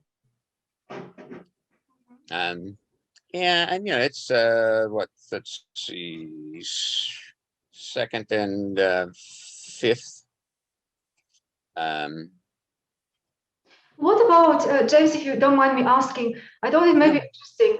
What about 1999, 2000? When was the first square of Saturn and Uranus, which corresponds to your natal Sun Moon position? Anything interesting back there? Let's see. Okay, if I start with the conjunction, that was when I got divorced and remarried the year before the conjunction. The conjunction all happened in my first house. And 88 was the year then that I moved again. I transferred from South Dakota, where I was working at the time, out here to Los Angeles, so that I came out here at the end of 88, which would be the very last vestiges of that conjunction. And I've been here since then. 99, 2000, that was when I was really getting into astrology, studying it more, started to accumulate books. So that period was, I had been working for the federal government for 30 years, and it was, I didn't know what I was going to do when I retired, so I both my wife and I had started our spiritual journeys in the mid 90s, studying, with Reiki and the Tarot and astrology and dowsing. And so I had continued with astrology. We continued with the tarot together. And she went into expanding her knowledge dealing with colors and color therapy. So yeah, and then at the same time in the between the 2000 and 2005 was when Pluto transited my ascendant, which was a fun time. Anybody else who's been through it could probably relate to that. And if you haven't experienced it and you don't get to experience it, congratulations. You're most fortunate. So that was, let's see, the 2005. That was when I had my second Saturn return, my fifth Jupiter return. My boss at work tried to get me fired. He failed. He got transferred. After that, management was afraid of me, so they left me alone. Let's see what else was going on around those times. Yeah, I got shortly after the waning, the disseminating phase. That was when a friend of mine and I took over the Santa Monica Astrology Meetup group. So I was getting more and more involved in astrology. Started developing some of my own ideas about it, my own theories. Would you like to tell us what dates the disseminating phase was for that cycle? If yeah. You want? Yeah, that was 2004, 2005. Yeah, because we took over I joined the meetup in 2005 and we took it over in 2006. But yeah, I was getting more involved in astrology. Are you talking about the disseminating or the gibbous? Well, I'm talking about the disseminating phase. Disseminating is the one after 2004 and 5. The one after the full moon or the one before the full moon? Yeah, after the. Hang on, let me go back and double check my. I think, you said for Robin because Robin was born under the gibbous. No, okay, that would be the. No, that was the. That was the gibbous. I'm sorry. That was the gibbous phase when which makes sense because that's still expanding. Mm-hmm. The opposition was 2008, 2009. 2000, it ran into 2010. 1, 2, 3, 4, 5. Yeah, there was 5 exact oppositions between 2008 and 2010, and that was at the end of that was basically when I decided, okay, it's time to retire. And so I retired at the end of 2010. Mm-hmm. Okay, so the disseminating will be around 13, 14, I guess, from what you just said. Yeah, 2014, 2015. Yeah. Okay. December 2014, May 3rd, and then October 22nd of 2015. Perfect. And we have the good news, or what for what it's worth, or maybe not, is that their conjunction is a one-hit wonder. So June 28th of 2032. So make the most of that one. It'll be here before we know it. So before, up to the point of the Uranus crossing my ascendant, which was the basic setup for the Uranus-Saturn conjunction in my first house. I had, let's say, by that point, I had been working for the government for, I guess, 16 years. I had already moved 5 times. I moved again at the end of the opposition phase, or the conjunction. Yeah, the conjunction in 88, I moved, and that was the last time I moved. So so the first 18 years of my career, I moved 7 times, and I haven't moved since I got to LA. Okay, so it sounds like when you reinvented yourself at the conjunction in 1988, ever since it's just been running through the whole cycle, through the same cycle in which we're still in. Yeah. So that coming out here set things up for my getting more involved in metaphysical world, getting involved in the astrology, the tarot, all of which helped prepare me, I think, for the Pluto transit of my 12th house into across my ascendant. And let's see what else is going on. In your case, James, I'm just curious. The Sun Moon square, or is it a square? The phase, let's say the phase, the first quarter. Has it brought a lot of battles to your life, like where you had to fight the outside world? No, let's see. When was that? When did that square happen? I'm referring back to the lunar, the Sun Moon. Oh, the Sun Moon. Mm-hmm. Yeah. I grew up on a small farm in eastern South Dakota. My father was a farmer, and he was an Aquarian. He was always around, but he wasn't a warm, fuzzy fella. He wasn't very talkative. My mother was a Gemini. And once I started going to school, first grade, age 6, she started working in town.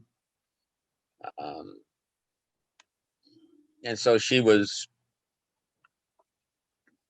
there, but not, you could say. And even though she was a Gemini, she wasn't that talkative either.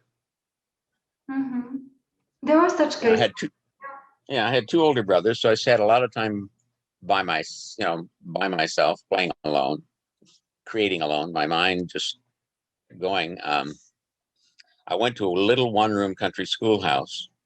I was the only one in my grade for the first 8 years till I transferred to a high school in town. And because of a very limited library, most of my time was spent reading almanacs and encyclopedias. Sounds like getting out of the 12th house with the South Node and emerging up. Yeah. Yes. Nice Mercury at 0 Virgo. Very nice. Very nice. And especially up there towards the chart. Yes. No planets in water, no retrograde planets. Anything out of bounds? Have you checked? Pardon? Anything out of bounds? A planet out of bounds? I don't know, just curious. Not really. I'm trying to think what's going on now. Now we had to, we didn't do any traveling last year. We had a lot of trips planned, but we've gotten involved in paranormal more. So we do paranormal investigations, gone to paranormal conferences, things like that. So we've added paranormal to our toolkit of tarot and astrology and dowsing and color and Reiki, and that kind of covers it. Okay, well, great. I think we're now just in time. Unless someone has a question for you or something to comment. I'm an open book. Everything's in the Southern Hemisphere. Yes. Okay, let's move on to Robin. It's your turn, Robin. And the next phase is the gibbous. So we understood from James that that's 2004, 2005, approximately in the Saturn Uranus cycle. If by any chance you relate something to that, I'm going to show you a chart too in a sec.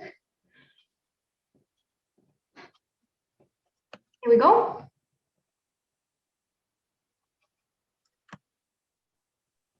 Okay. Yeah, I guess I haven't previously worked a lot with exploring the lunation cycles in terms of personality. It is helpful.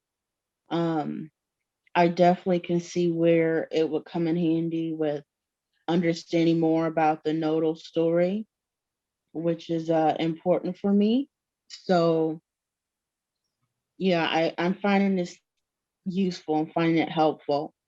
So I was born under the waxing gibbous moon. So the moon is kind of approaching being a full moon. It's not quite, but it's still growing to be that. So I feel like I can feel that energy, and that energy's always been present. A lot of things I read talked about perfectionism, which is something that uh, rings true or has always rung true. Particularly when I tied into, like I said, my nodal story. So I have Neptune conjunct my south node down in the third house in Sagittarius. And there's an inverse there where I have Sagittarius in the third house and I have Gemini in the ninth house. And for the longest time, I really didn't understand, how I was supposed to make sense of this, because these were things that are really kind of overlapping on themselves. And how do you tie them apart? Or how do you see where one thing ends and the other begins when they're so interconnected in that way? But I definitely came here with some unfinished business, and that's been part of my journey, is in exploring the evolutionary journey and exploring um, what happened in terms of past lives, so that I can help make sense of what is this unfinished business that I have here. So in 1988, I wasn't very old. I was about maybe 5 years old then. So nothing significant that I can recall, just having a normal childhood per se, but it doesn't really become more clear until you start to look at where this is falling for me. So it's falling in the third house. Um, and in Sagittarius, and again, I have that Neptune in Sagittarius conjunct my south node. I came here with just a very deeply rooted spiritual connection. I did not grow up in a spiritual family at all, or in a religious family at all, and was very much the outlier in that sense, because most people, I'm from the Midwest, and so we're the Bible Belt. And so that's already kind of an outlier, to grow up in the Bible Belt and not be, raised in the church. And then when you add cultural factors on top of that, to be Black in the Bible Belt and to not grow up in the church is even more so an outlier. But that's a pact that my parents made way back when they were young, where they were never going to um, push any type of religion or belief system on their children. So as myself, and I have 3 older brothers, but we never had that type of conditioning. We were always kind of free to decide for ourselves what it is we believe. And so even within that, I did not have any structures inside the home or necessarily outside of the home pushing me to be religious, but I was still um, pretty devout as a child.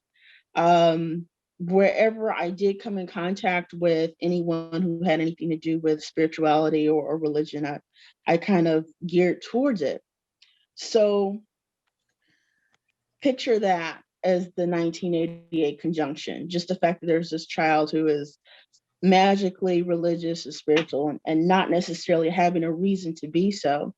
So around 99, 2000, which I guess would be considered the new moon phase of the Saturn Uranus conjunction, I'm in high school at that time. And that's where I start to have a lot of deep questioning around, what is true, what is right, why does this say this the way it does? So kind of a crisis of faith, or not even just a crisis of faith, but just an opening up. So I'm in high school at that time, around, maybe 15 years old, somewhere around there. And I start to look at other religions. So I start to look at Islam. I look at, Buddhism. I dig more into Christianity. I ask more questions, and try to tie it into how I feel personally. And so that's kind of like the start of my journey, if you will. Up until that point, it was, very much Christian leaning. And after that point, I had entered into a new stage of, come to your own place, come to your own understanding. So that was that period of time. Moving from there, I would say the phase that corresponds with the Gibeus of 2004, 2005. Between that phase, leading up to the full moon phase in 2008, it's difficult to say what's what, because that's kind of also corresponding with my own personal Saturn square, which was in 2005 as well, and also my Saturn Uranus square in 2007. So it was a lot of different things going on, but to carry out how this story is moving with Saturn Uranus and how it relates to religion or spiritual path. In 2004, 2005, I'm wrapping up my life in college, and I get a fellowship to go study curriculum studies and education in grad school. I did not particularly want to go, but I felt like I had to, so I went ahead and pursued it. And at that time that I moved from New Orleans to Indiana, exactly 1 month to the day after I moved is when Hurricane Katrina happened. And that incident kind of placed an entire cast on how I would look at things and how I would look at my experience and where I was. And I just was not able to, I guess, connect or process the experience of what I was doing there, because I was having just this real world life event kind of push and spur me, in terms of what I was doing. I was teaching a class in multiculturalism and education, and I was having a lot of trouble. I was having a lot of trouble in it because the students, majority of them were from mostly rural parts in Indiana or different places in Indiana, and they were really struggling with things that seemed obvious to me, and they were really struggling with how to have a more diverse or more inclusive worldview. They had come from places that were not that way. They were not very much exposed when it comes to issues of race and diversity. And so it was a very difficult time. It was a very difficult time. And that year, in 2005 into 2006, became like my fork in the road. So years ago, I heard someone kind of describe Saturn Uranus square as a fork in the road moment. And that kind of was it for me. I had that going on in my professional life with the teaching experience, but then also I had this issue of faith, the crisis in faith, come up again as well, where the questions had kind of surmounted, the questioning that started in high school had surmounted, and I knew that I needed something else to ground my path. So I actually was going to convert to the Baha'i faith. And I was so sure, I was so close. I had studied, I believed in all the tenets, I was researching on it, and I was very close. And then when I got there, I attended one meeting and I said, no, this is not it. And so that then pushed me into, again, don't try to rely on something that is already fixed and in place. you need to find something that is unique to you. So during all this time, a couple years later, I actually left grad school. So it's 2007 this time, 2007, 2008. And that's when I truly discovered astrology. And needless to say, that is what changed my life and kind of decided and fixed my path. But I look back on that time in my life between 2005 and 2008, when all this is taking place and all of this is coming to a head, and wonder even who would I be if in that fork in the road I would have went left instead of right, if I would have chosen a more traditional route, traditional path. What if I stayed in grad school and got in a degree in education and became an administrator? And I don't even know who that person would be. So I think about that a lot. How it relates for me personally, as someone who has Uranus in the second house, it was almost kind of like an overnight switch with values in terms of valuation. As long as I was tapped into this very traditional foundation and upbringing and all of that, I had a lot of financial freedom. But the minute my views and my worldview changed, it kind of flipped upside down. So the deeper I went into my own personal views, the less financial freedom I had. It was almost like you could see two ships passing one another. That's kind of how it went. So whenever I think about Saturn and Uranus, thank you, Radilina, I see that. Whenever I think about Saturn and Uranus, what I think about is understanding the dance between what has come before and what needs to come now. Saturn is going to push towards responsibility and restriction and consensus, and Uranus is going to push to what is next. And it's a very delicate thing. How do you cross that bridge from one to the other? And so for me, it's been a matter of learning how to stay true to self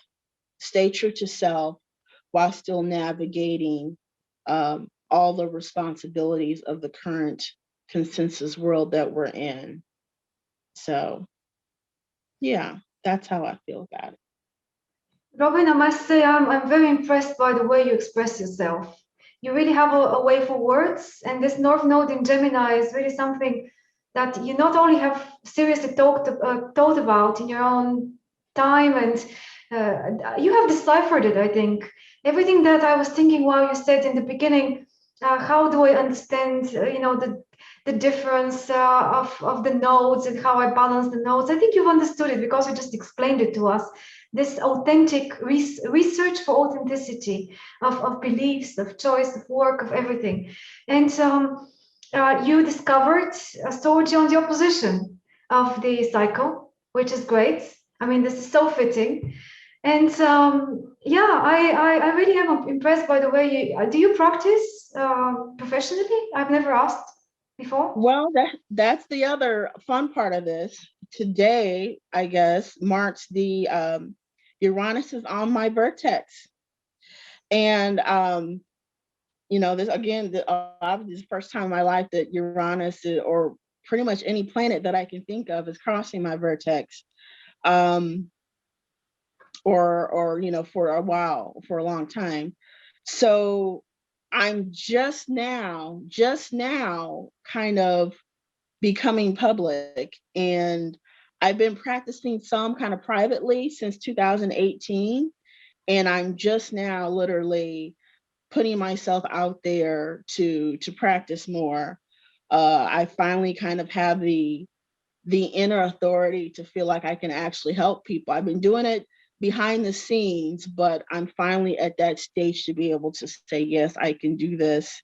and put myself out into the world. So that's just now happening. Great. You have my support if you need any help, because I'm really thinking you have great potential and great skills, and would be lovely if you go ahead with what you're planning.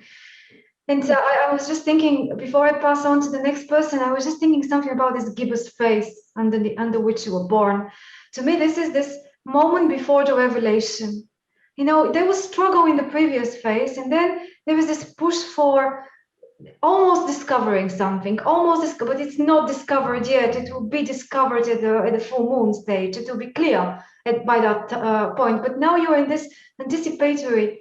Maybe that's why it's so much about research, your chart in general, and the situation in general. Yeah, and that even my sun is on the new dawn, the symbol of the new dawn. So I mean, it all kind of really ties in that I think I'm here to just see something, to like see something in the distance and to push towards it. Exactly. That's it. That's exactly what I meant as well. So good luck with this. And we now are at the next phase, which is the full moon. We have Katarina. I'm not sure if she's back though. Katarina, are you back? Do you want to say something now, or shall we switch you with someone else and come back later? Video. Hi, can you hear me okay? Yes, now I can see you too. I just was reading the invite. I'm a little bit lost about what we're supposed to present. Is it about our lunar birth phase and or this Saturn Uranus square, or both? Look, you have 10 minutes, so you can just tell us something about yourself. You were born under a full moon, so there must be some tension there between the sun and the moon, and in general. If you want, you can touch on this. And then the cycle, let me show your chart actually, because we still have Robin's chart on the screen. Right. And does someone want to actually precurse what I have to say about that full moon phase? Sure, go ahead. No, does someone else want to? I didn't get readings to share or something. Oh, do you want to share, or Jim, you want to? You don't need to share anything in particular. It's just like we're doing an experimental reflecting on things here. And you see, Robin was very prepared, but I'm not that prepared. Jim, do you have a description of the full moon phase so I have something to respond to? I see. Okay. Well, I have no idea what you want me to tell you. Right. So let's try to decipher it together then. It's supposed to be something to do with revelation, with discovery. So whatever started at the new moon now has reached its culmination. It's reached its peak at the full moon. So if you check, I don't know if you use the Sabian symbols or things like that, but if you check the degree of the new moon before birth, that would give you what was starting. What was that cycle under which you were born and culminated at your birth? Your audio is cutting out, Radilina. Am I back? How is the sound now? Can you all hear me? Radilina, your audio is so bad that I can't hear you. I can't hear your audio is very garbled. Dwayne or Jim, do you have a discussion of a one sentence about the full moon phase that you could share so I have something to reflect on? Well, the full moon phase is sometimes referred to as the harvest time, or the time of fruition, culmination. It's kind of like, it represents a time where you plant the seed at the new moon, and now you're ready to maybe pick the flower or pick the fruit or pick the vegetable from your garden, but you're not ready to necessarily, it's not ready to be used. I mean, you have to wash it, cook it, do other things to it before you actually use it. So it's kind of like it's at its full bloom, but now you have to take that flower and make the flower arrangement. And that's the arrangement part is the waning phase. Right. Okay, that's helpful. I mean, I would say, it's actually 3 days after the full moon. So someone that has gardened and farmed, this makes total sense. The fruit has ripened and it's now ready for preparation. Yeah. That's like all of the raw materials are readily available. Yeah. All the materials are ready for the painter to paint. The the words have been invented so the writer can write. Mhm. Interesting. Sorry, Radilina, we couldn't understand any of your audio. How is it now? Any improvement to my It's audio? good. It's fine. No, no worries. Right. So And then the other concept, or is the question, how does that manifest in my experience? Like a lot of people jumped all over the place in terms of like when they figured out they were psychics and worked at the Bodhi tree, or I'm not sure what you want. was there a moment of revelation in your life or something? Like an aha moment, and you can divide everything from before and after that. That seems to be very typical for people born under the full moon or slightly after the full moon. Okay. Okay. And you know, I'm going to tie it into this question about the Saturn Uranus. Okay, go for that. Because you know, a couple of things. I'll try. I was trying to synthesize. So, like again, the full moon and then the slight waning full moon give us has a relationship. You know, it's the materials are readily available, and now we're in the process of beginning to disseminate them. The cooking is happening, and the feeding begins. And moments of revelation. Well, certainly, you know, I have a night chart. I'm born on November 2nd, which is Dia de los Muertos, which is the harvest season, the heart of the harvest season. I would say in terms of lots of revelations, they have come through because of the placement of the moon with the south node at the mid-heaven at the top of the chart. The feeling, and that it creates oppositions and squares constantly. It's this constant revelation. A couple of times, I'll tie it to that birthday, that season real quick, you know, and Raven mentioned this, and you talked about Bruce Lee's chart and Raven's chart, and many of us have all this Scorpio energy in our charts. It comes through, and it many times constantly cyclically. I wouldn't say that I've been a death doula, but I've always been very precognitive about announcing preparing the tribe for people's passing, and letting family members know when someone is going to be leaving, and you know, just a precognition, I would say. And that's revelatory because you reveal it for your whole culture. And I've done that for bosses to prepare them to hire new employees. I've done that for coworkers to prepare them for a husband leaving. I've warned friends to stay out of situations so they won't be murdered. So those kind of revelations are ongoing nonstop. And that relates to a number of the other charts that we've been looking at. In terms of the Saturn Uranus square that I have, that's constantly activated. I was thinking back to that 1988 cycle, which I was actually around then. And that was the setup to my first Saturn opposition. And these revelations come through this repeat Saturn Uranus square in my chart. And when I have that natal excitation, I would say at my Saturn opposition, which was in 1998, or 1988 rather, that first cycle that you were talking about, there was definitely overthrow of power, overthrow of hierarchical Saturnian power players that were like very physically aggressive, and I had to physically defend myself and change that power dynamic, that Saturn Uranus. Like, so I had to do the revolutionary electric action of squaring or facing off with a Saturn authority, which seems to happen every single time we get that activation of that square, which is interesting. How is it manifesting right now? This year I have created a Uranian Times think tank to address this Saturn Uranus massive electrical energy that's happening in our culture all year, but certainly we've had the lead up to that for many years. And then I just want to open for people to ask questions, because I think the questions can pry it out of me. Yes, you have another 3-4 minutes in the slot, so guys. Anybody that has questions, it can. Mm-hmm. Could you say more about Or the anything that tank? happened in 1988 that was pivotal? was Oh, my yeah. question. Oh, yeah, the 1988, there were two things, and it relates to the moon, the cycle. I became known as, in a strange community outside of Pittsburgh, in a religious Catholic community, there was a strange series of rosaries turning to gold. And I was by the nuns who touched them. It was a very strange experience.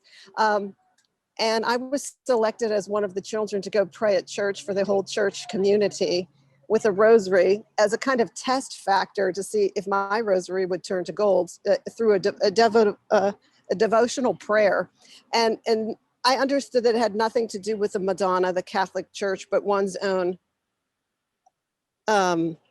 interior, we'll call it Uranian electricity for no other word.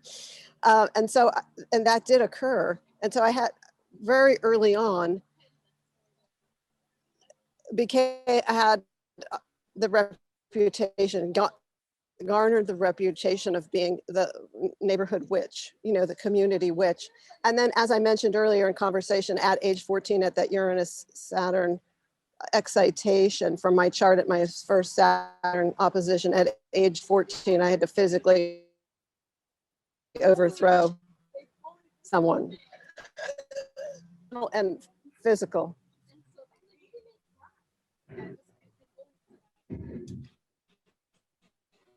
Thank Anyone you. else? That was me, Lauren. I have my video off too. That was Okay. me, Lauren Pomerantz. Could you say more about the think tank? Oh, yeah.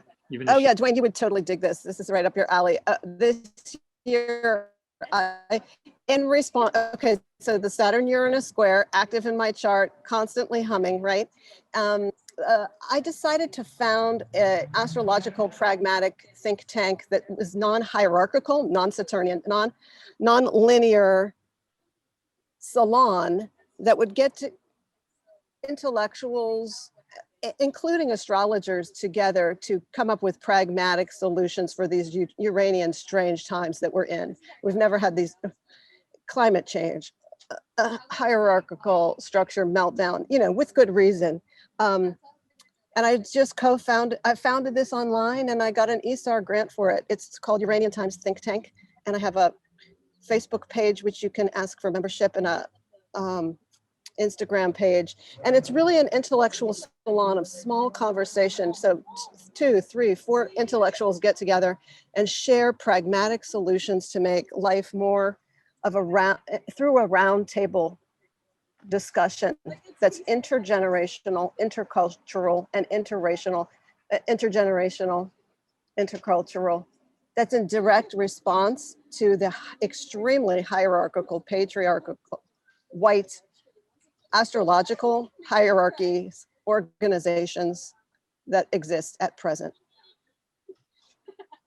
Katerina, could you share with us on the chat box a link or something where we can join you on this, or where we can take a look? Sure. Dwayne, did that make sense? Yes, it did. Thank you very much. Yeah, sure.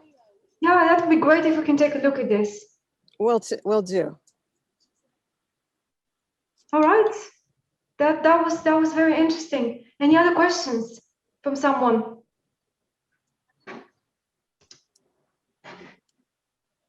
No, moving on then. Next one is Dobromira. Dobromira, are you with us? Still? Yes, I'm Great, here. it's your turn. It's all right to share your chart? Yes. Okay.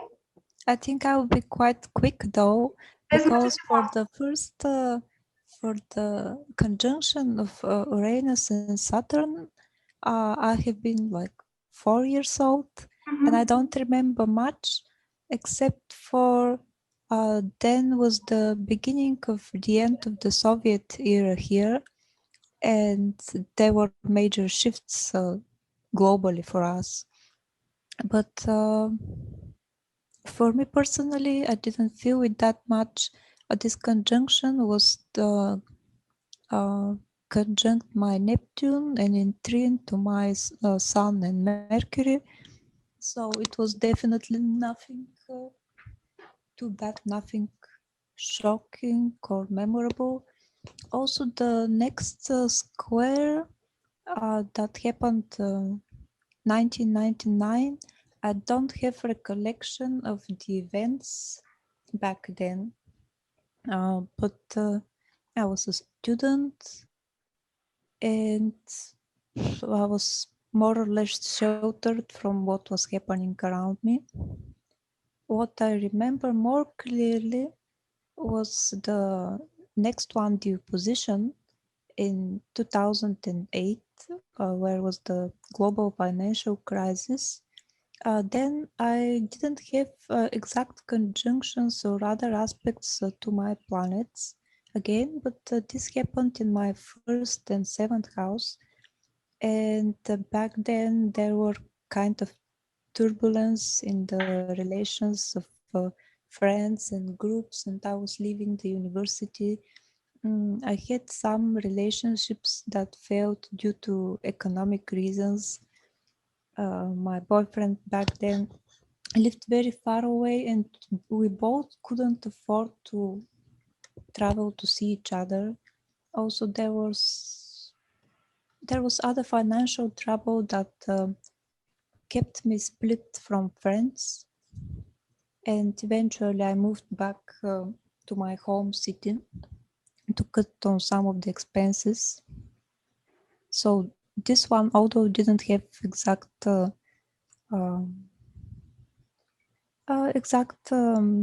aspects with my natal chart, it did had some effect. And now the current one, as you see, my moon is on 15 degrees in Aquarius. I think I'm going to feel that one soon because it's almost conjunct Saturn now. And I definitely feel the push and pull between the desire for freedom and the desire for security. And that has been something like an ongoing theme for my chart in general, because although my sun and moon are not exactly square, they're 9 degrees from an exact square, it still felt like that desire for security that I have, for financial security especially, is in opposition to that be free to do what I like when I like. So overall, that's for me. That's what I remember from those squares, and I'm curious to see what the current one will bring globally. Yes, maybe you would discover the most interesting things for yourself now in this moment, because that's what corresponds to your special arrangement of sun and moon in the chart. Yes, I think so. I'm familiar with this struggle between security and freedom. Yes. Yeah, I haven't changed the Mira as speaker because she hasn't got an image, and I tried for some reason. It's not showing me an option. I don't have a camera. No problem. It's just because I was asking why I'm not changing the speaker view.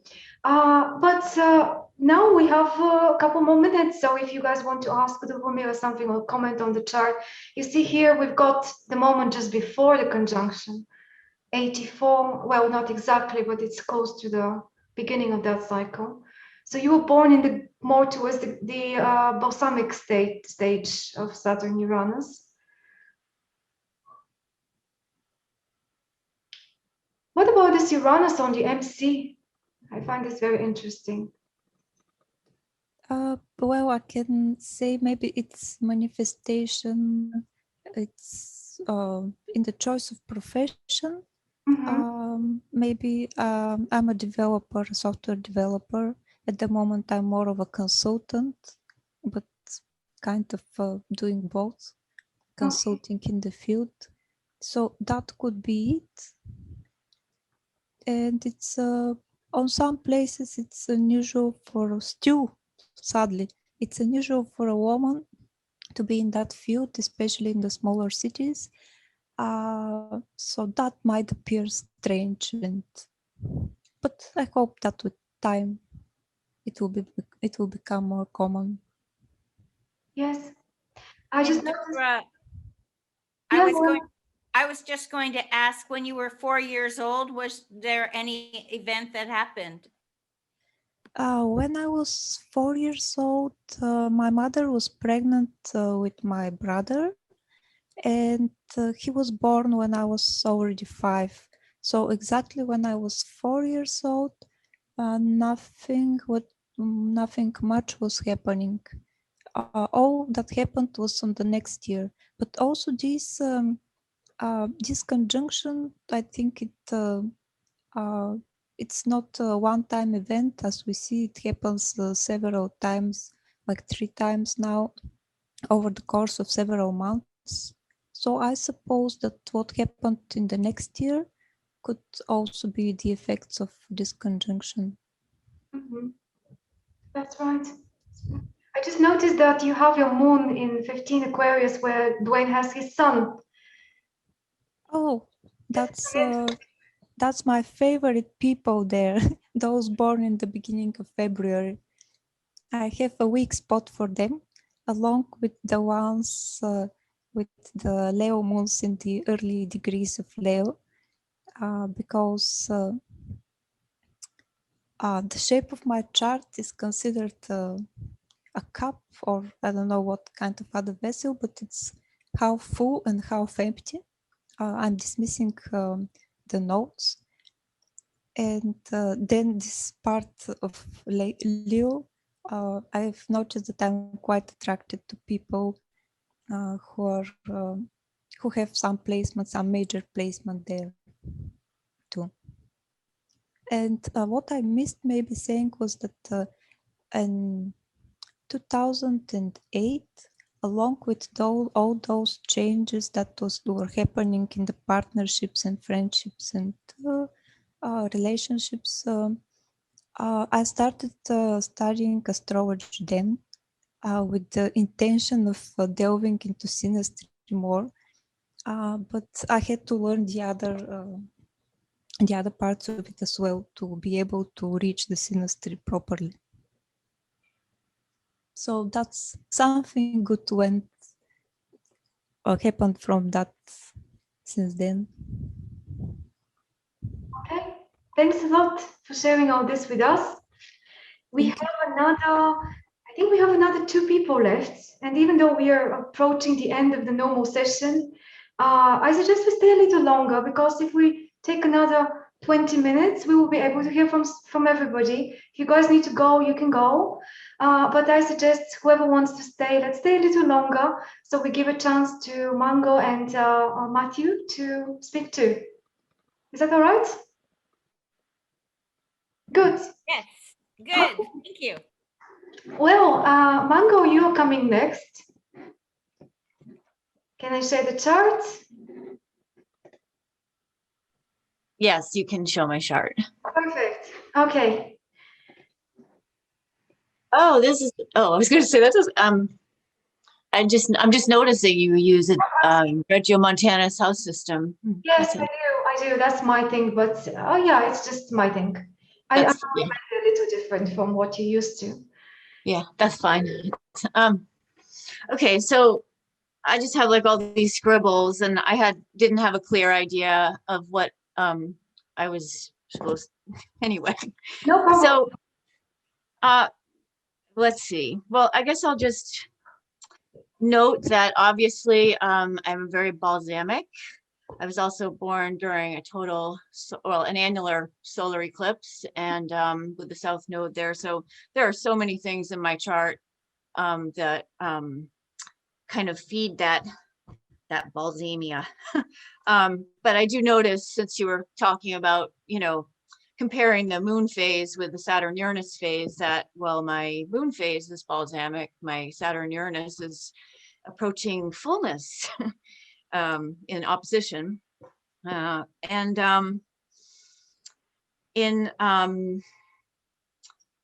I was trying to remember some of the things that the very first person who spoke said, but I've kind of moved on from there. But there were some interesting to me similarities. But in 1988, as the conjunction was just entering my 12th house, or had entered my 12th house in this chart a little bit more. I had a lot of changes in my life. I was 22, and I was in an art program, and but I was not happy with it. I really wanted like Venus in Capricorn, I wanted real technical skills. And at the time, you know, I was at a good, well thought of school, but it was not what I was into. And I also had a lot of back problems, which I won't get into, except to say that part of it was kind of like when I think about it, like Saturn Uranus reasons in a way lurking in the background. One, I wanted to break free from what the current sort of thing in art was. I think with 3 out of bounds planets and other stuff in my chart, definitely an outlier in many ways. And I also was both in school and trying to work part-time, and physically that was difficult for me. And at the job that I was working at, interestingly, just thinking about Uranus, Saturn, again, I'm sort of off the top of my head here because I was thinking more about mundane events. And, but I actually am just thinking now, I met the person that became my primary art teacher and introduced me to astrology, and who I dropped out of school and fell in love with and married, and now he's dead. And there's a whole big Saturn Uranus square thing there. But I met him in the basement of a shop in Boston, where they sold antiques, and we were restoring antiques, and so like bringing back to life and making new old things. Anyway, and he had a Saturn Uranus square in his chart. Like I said, I'm all over the map here, I know. But anyway, that period of 1988 for me definitely was it was a, you know, I mean, it's a changeable time in life when you're that young anyway. But along with, and then when a little later on, when Uranus and Neptune got together on my ascendant, that's when I actually married this person. But anyway, sticking to, it was kind of the official launching of my art career. I had my first show after a year of study.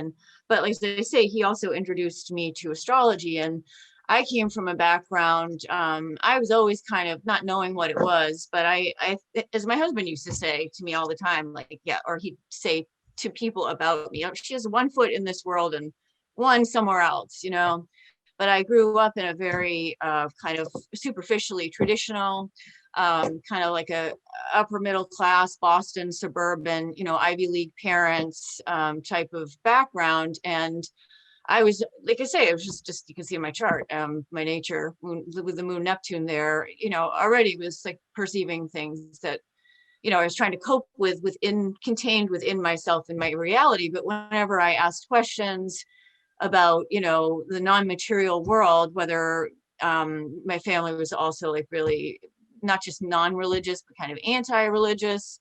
So anytime I had questions, it was always like, you know, that was really discouraged, you know. And it's funny because actually I don't think of my parents were that intellectual particularly, but it was a kind of a closed mindset. So it wasn't when I met this person who just was a brilliant, also like way outside the box kind of person, but kind of a Renaissance man and really talented in many ways and just intellectually brilliant. When he was into astrology, I was like, wait a minute, what? But and kind of out of politeness, I entertained the idea. And then I got bitten by the bug, you know, and I studied really intensely. Again, with that Mercury and Sag sort of grand cross mutable thing in the fixed houses, I've spent a lot of time pursuing knowledge for the sake of knowledge, just like curiosity, scratching that itch, whatever. It can kind of drive myself crazy, like thinking from all the different directions, especially having Neptune. Anyway, am I at my time yet? Yeah, you have a bit, and maybe you want to tell us something about the stationary Mercury that you already mentioned. Oh. It's interesting, it's stationary, and it's involved in the whole story Yeah. of the cycle of Uranus and and Saturn, and also I noticed your Jupiter is in the Yeah. exact degree of the opposition to that. Right, right. Yeah. Well, as I say, I'm sorry, what was the question again? Oh, no, Well, let me maybe relate this is sort of related to what you're asking. One of the things currently in the current Saturn Uranus square that I'm personally contending with is when in the last few years, Saturn and Pluto went over my Venus and ascendant. And unfortunately, I've had physical injuries and other problems that have brought me to a point where art was my primary career, and I always did astrology kind of on the side. And now I'm needing to move into making astrology more my primary occupation. And I'm finding myself up against my resistance both to technology, but also like when I was young and into astrology, I was not I was really fascinated with like old astrology, and I have a broad range of I never felt it as a Hellenistic astrologer or as an archetypal or as a I kind of gleaned from everything. And just in recent years, in getting familiar with what's on YouTube and trying to break through some of my resistance to engaging online and stuff, I see like somebody else was talking about how factionated and polarized everything is. And I've been kind of discouraged that, I've seen what's kind of coming along in like the Hellenistic movement. It's incredibly, it's kind of like, I felt like the New Age movement was when I was young in like the 80s and 90s. Like it was it was that, and it was really rejecting, ideas about some of the earlier ideas, and I see that same thing going on in and just sort of feel like there's no place for somebody that sort of has that that mutable grand cross going on there. But what else was I going to say about that? But the other thing is, and this is just a deeply personal struggle I have with that grand cross, because I do think perception is everything. I mean, one of my favorite astrologers is Ivy Jacobson, who I don't know if any of you guys are familiar with her work. She wrote many books, doesn't seem to be that popular, but I happened to find all her books when I was a young student and have them to this day. But she said in one of them, she claimed that Mercury is the most important planet in the chart. And if it's in good shape, you can take the worst, or I know that's bad language, but you know what I'm saying.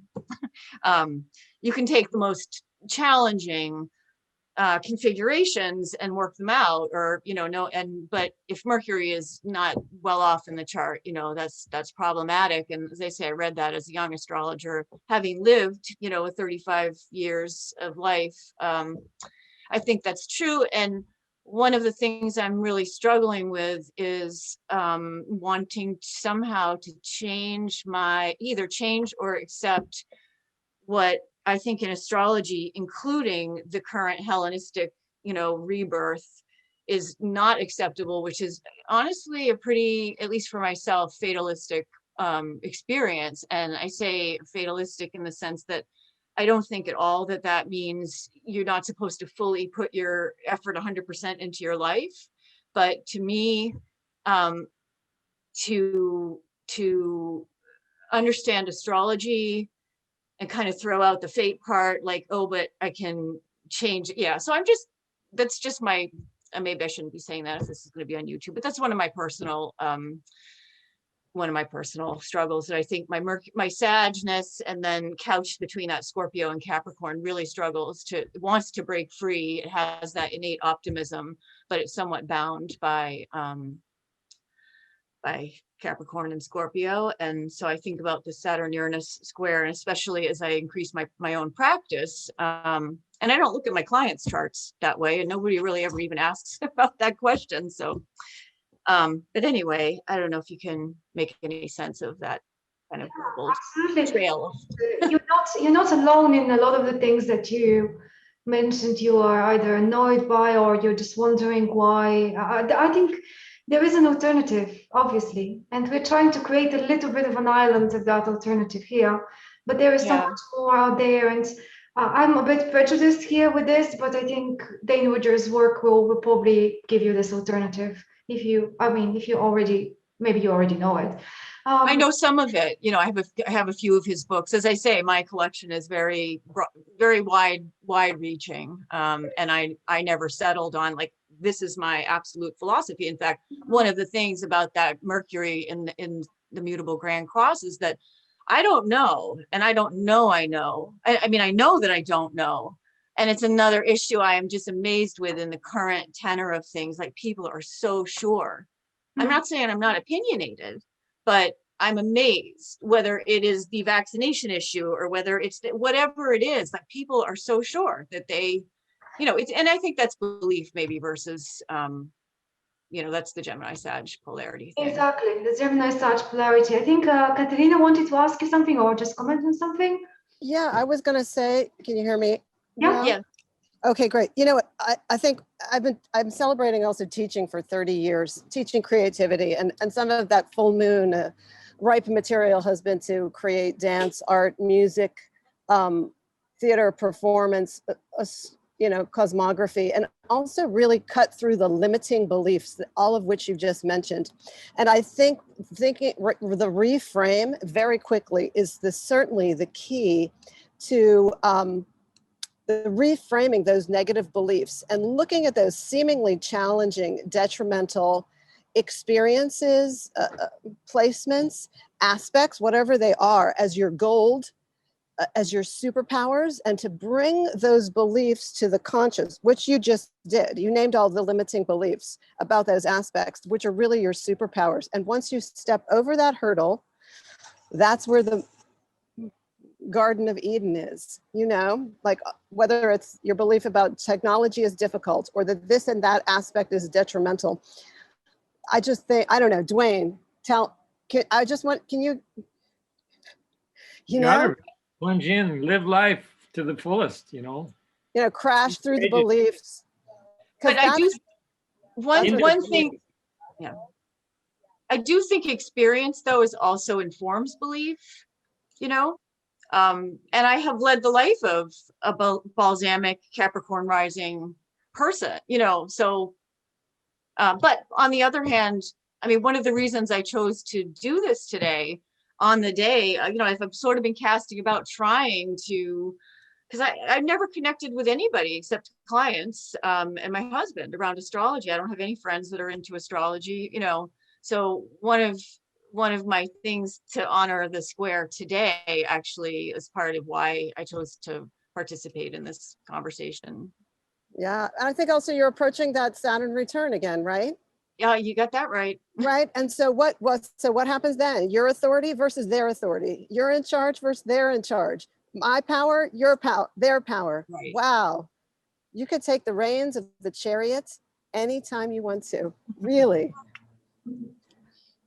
We put ourselves in our own cages, you know, and I'm Yeah, well I know, aware of that.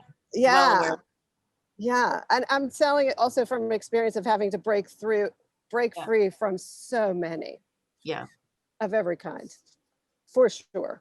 Well, and So I think it's probably not untypical to be at this stage in life and think, oh, if only I'd known, you know, I think everybody in their or a lot of people feel that way, you know, when they get in their 50s and say, oh, if I had known, you know, if only I had known what in my 20s, what I understand now, you know, but I think, like I say, that's more typical, really. Anyway. Okay. If you think of things as a goal, as a starting point and then a goal, that's what's the problem. But if you think of it as a logical cycle, that is everything on it is meant to be what it's meant to be on that particular stage, like the Saturn Uranus at the moment is meant to be causing us to reconsider things, to reevaluate them and so on. If we try to do the things that were more suitable for the previous square, then we're just not doing the right thing for the moment. So isn't it following all those transits, progressions, techniques in astrology, whatever everybody's using, it's being in touch with the meaning of the moment, the way it's meant to be. And then we're just cooperating with it, rather than trying to oppose it and trying to win over it, force against force. is the wrong approach. At least that's probably the most important thing I've learned from Dane Rudhyar. And the other approach, the process-oriented approach, is where we just see the meaning and the place of everything within the cycle and the system. So it's just a more helpful way to do astrology, isn't it? I have one quick comment, if I may. Yes, This is Lauren. And I just wanted to say, I'm the one that had mentioned all those polarities happening. Yeah. And when I look at your Mercury in Sag in the 11th house, to me, I see the gift of being able to gather lots of knowledge and have lots of points of view. And then you can hold, it kind of, with so many points of view and that diversity of intellect that you have, it gives a kind of an acceptance that there is so much diversity, and that becomes a gift that you have, is not to be dogmatic in one thing because your knowledge is so broad. And that would be, to me, what the gift of your Mercury in the 11th house in Sag would bring. Well, thank you. Yeah. And also, as Radilina said, like dance with the moment, dance with Kairos, not Chronos, dance with the joy of the pleasure of the moment, not like maybe I've failed at age 50, 60 what, 70 what. Do you know what I mean? Dance with the moment. Yeah. Exactly. Just a quick question before we move to Matthew. I wanted this astrologer that you mentioned that told you that Mercury is the most important thing to kind of make function. Was it Mercury in every chart she was talking about, or was it? Yeah, she was. It was just, if you've never seen her books, I think this was from the one like Here and There in Astrology. She kind of darts all over the place, but yeah, I think it was in that one, and she has a little section on each of the planets, and she's just talking in general, throwing stuff out in general terms. And the way that I approach learning just naturally is just to like kind of gather up everything. And that was something that stuck with me, partly because like I say, I've having lived many years and seen many charts and just experienced life myself, that one has really like resonated as, there's like, I hate to say this, but I get a little like chart envy when I see somebody that's got a Mercury Jupiter trine. I'm like, oh, I know it's not very mature, but that's the same on the same lines of what we said before. I think I really think we need to try and love and appreciate our unique combination, because I agree. The world needed somebody like that at this moment with this combination to appear, and we happen to be that one.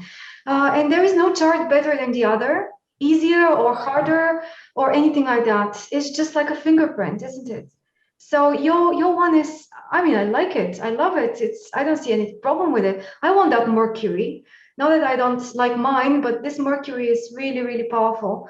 And many other things, including the moon in Scorpio sitting on my descendant, but that's another story, and on my moon. So happy to see things in common. That's very nice. Well, that must be why I found your group.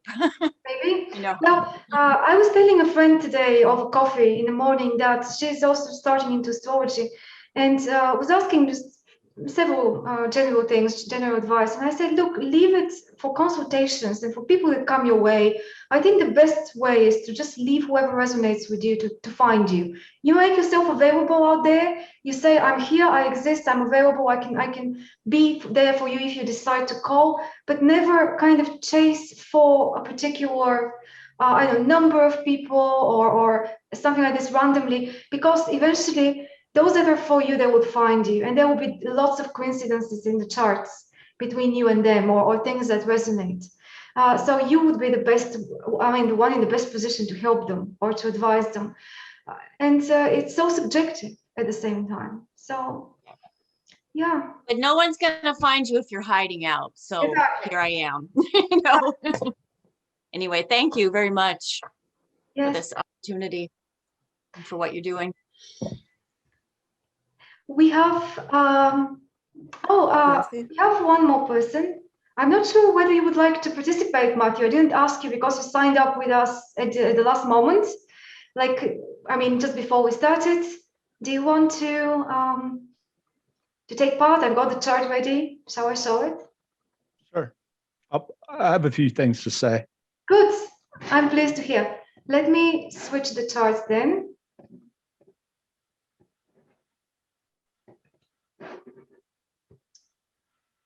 All seeing good? Yes. Okay, so much Pisces going on. All right, I leave it to you to discuss whatever you find relevant in the whole conversation and for yourself.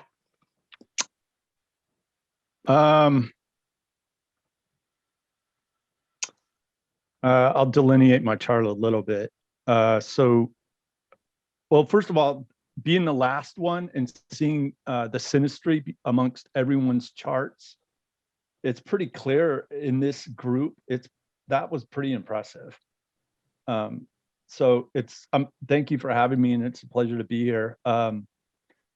Saturn and Uranus are the co-rulers of my chart, and I have them in conjunct natally, and they're both ruled by Venus, which is kind of ironic. And I have Venus in partile opposition to Pluto, and Venus is also in the degree of exaltation. So in my chart, it gives me a lot of senses and a lot of Venetian influence. In 1988, when the conjunction occurred, there were two other things that occurred in my chart natally. I was born 4 hours before a solar eclipse in 1970, so that the next serocycle the next eclipse in that serocycle occurred that year. I graduated high school and joined the military. So there was a tremendous change for me on a lot of different levels, and those cycles occurred kind of simultaneously. So it was sort of challenging to figure out what was happening there. Trying to think what else. The other thing is, in my natal chart, Uranus doesn't have any Ptolemaic aspects to it. It's a singleton. And I have a that planet tends to hijack my entire chart. And I saw it play out as it moved over my ascendant and all the way through my first house. So I'm pretty, I understand Uranus pretty well. The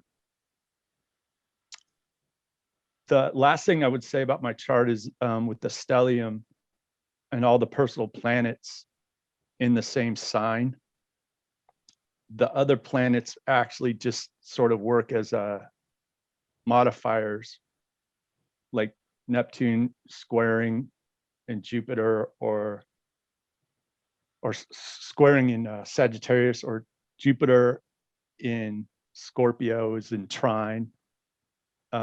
Uranus is in conjunct, and then Pluto's in opposition. So I kind of have a pretty narrow chart. So that's about it. Thanks a lot. I was just wondering about something.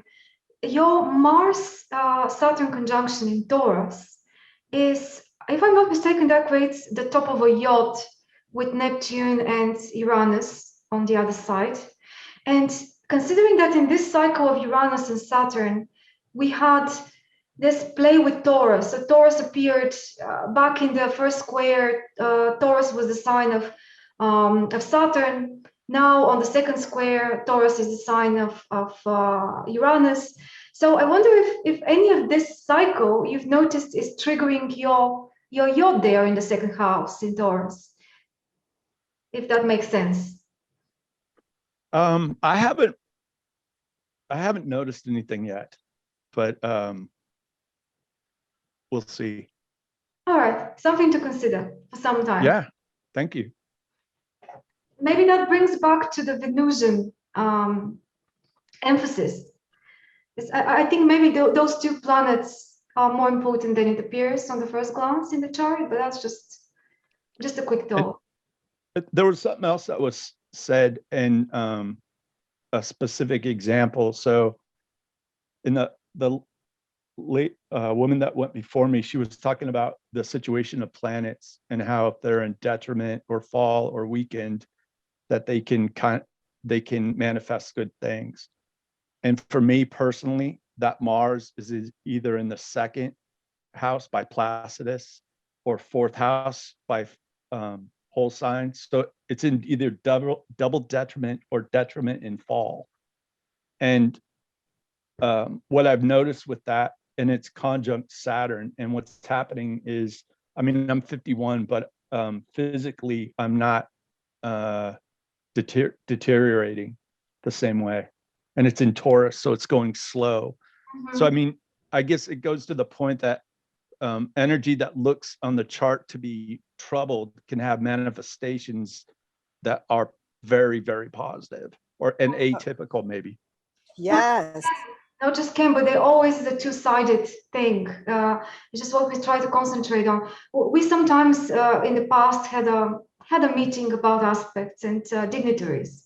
And I think we agreed at the time that this is a bit of an outdated concept. And in modern way of looking into astrology, of this self-growth and understanding and running with the cycles, as we just said, it's just very superficial to say that Mars conjunct Saturn is necessarily detrimental. This, as you just said, this can give you a sturdy figure. It can give you a lot of stamina, physical stamina, and many things. It can give you a combination of goods and bads, or one or the other, depending on how you worked with it during time, isn't it? So yeah, especially the other thing that it does is it gives coordination. Mm-hmm. And it's also anoretic. I mean, you wouldn't think looking at that Mars where it'd be like, yeah, that'd be a really athletic. I don't know. There's a lot of hits on it, but it still stands out. Mm-hmm. Yeah, definitely. Yeah, but it's all those hits that make us strong. You know, it's all those squares that give us potential for weightlifting. And in order to be a good wrestler or a boxer, you know, you have to get in the ring. Right? Lift weights, get strong. Here. Yeah. Right. Okay. Well, I think Thank you. Thank you so much, Matthew. It was a very interesting example, I think, yours, and quite a lot of things for us. And I think because I don't want to keep you too long, I know it's already been more than 3 hours, but we have to thank Dwayne for today, because I think, Dwayne, we somehow the things prove that it had to be done your way, and you wanted things to naturally unfold for everyone to have a word, and that something magical can come out of this as an experience. And I think it worked. I don't know what you guys would say, but I really enjoyed all the stories, all the, everyone's information that you shared and what we discovered. So I leave it to you for any final comments, questions, anything like that, and then we can say goodbye. Yeah, I thought the synastry with the charts that Matthew mentioned was amazing. Amazing. Me too. I loved hearing from every single person. That was lovely. I really liked hearing everyone's 10 minutes, and everyone counts, and everyone added. That was very Saturnian. See, and Uranian. Exactly. So we had this conversation last time, and I think we managed with the Saturn today, didn't we? And that gave a chance to Uranus to appear, in a way. Thank you so much, everybody. Dwayne, what would you say at the end? We did it. We pulled it off. It was fabulous. I have a quick question for you, Radilina. But we were talking about, because we're meeting on Monday, are we skipping Thursday? We are skipping Thursday this week because it would be just too much for me. I just need to do work and go places and stuff. But I'm thinking of something. Things I have to do now. Unless you want to come on Thursday, we can just have coffee or something. No, jokes aside, I'm planning on another meeting next week. So not this Thursday, this week, but the next Thursday. Maybe it will be just a networking event where we can just meet again. And if everybody joins one more time, I would be really happy to see you all. And then we have, I would probably propose a topic, but it will be more general and more open for conversation. Maybe it could be that what Dwayne introduced on the arrows, so we could each discover where that is and what our deep passion is. You want to talk about, and let's say, okay, not exactly a talk, but a discussion on arrows? Shall we do that? I'm just offering it as a quick topic that was an outgrowth of my question. You see, almost every time, especially last year, we had decided that the next topic like this, at the end, someone proposes something, sometimes you, Lauren, sometimes someone else, and it always turns out to be a good one. So I listen, why not? Who votes for arrows as a slightly unusual but interesting topic for next time? Okay, very interesting. but I want you all to check where it is in your chart. I'm going to check it for you, and we can have a discussion again. I mean, maybe everyone can comment quickly as well, like today, a little bit. I just want to say, I won't be able to come to the next one, but I really look forward to coming again. So I hope that it's okay if I come back the one after. Not only it's okay, you are more than welcome. And thank you. Anytime, I mean, not just, you don't need to follow any order of events. They're not connected, at least for now. But anytime you can, it will be great. Otherwise, the recordings will be on. I look forward to it. Can I just interject, please? Yes, Simone? As a last thing. Well, Radilina, I want to thank you for correcting me about Hecate. She is, as you quite say, it's the phase of the moon is really, you know, the dark moon. The new moon is Artemis. Mm-hmm. Now, I don't know if you all are familiar with Artemis. So she is really the midwife of the psyche. Mm-hmm. She's there to, as it was, deliver the, you know, the seedling as it comes into the light. Literally, that's what she does. That's her job. And so I just wanted to add that because, you know, it's the three moon goddesses, as we've been talking about the three phases of the moon as such. You know, Artemis is the becoming, and then you got actually the full moon actually is Aphrodite. Yes. Yeah, and then you've got Hecate, that is the dark of the moon. So I just wanted to add that sort of as a final, because yes, it's quite nice to know that somehow or another. And I have to say, see this statue right there, that is okay. That's Artemis, and that's my thing. Look at that. Yeah. I'll show you. There you go. Yeah, that's it. She's got her arrows and everything. Yeah.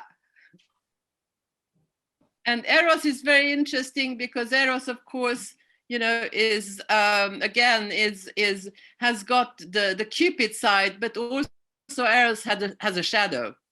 Mm-hmm. So that's also very interesting. So something to research next time. Thank you very much. Something to tell us about next time, about the dark side of Eros. Very interesting. Yes. Everyone here is such a fascinating person. I feel privileged to be among us. I feel the same. Thank you, Dwayne and Radilina, everybody. Big thanks to the organizers. Thank you, all of you. It was a very, very nice event. Thank you, Dubomir. You come again. Last comment for me, my last comment would be, look ahead to December 23rd of this year. That'll be the third of our three-part Zoom call. Aquarius Arise. So Make be me there know. or be square. All right. We've done 2 or 3. We have done 2 of 3 now, and there is just Yes. 1 more left. We are all going to make it until then and meet again. I want to see you all then. And in the Yeah. meantime, Great. have a good evening. Don't want to keep you any longer, but watch this space. Bye. because we'll Goodbye, be- everyone. Bye-bye. Thanks. Bye. Bye. Bye.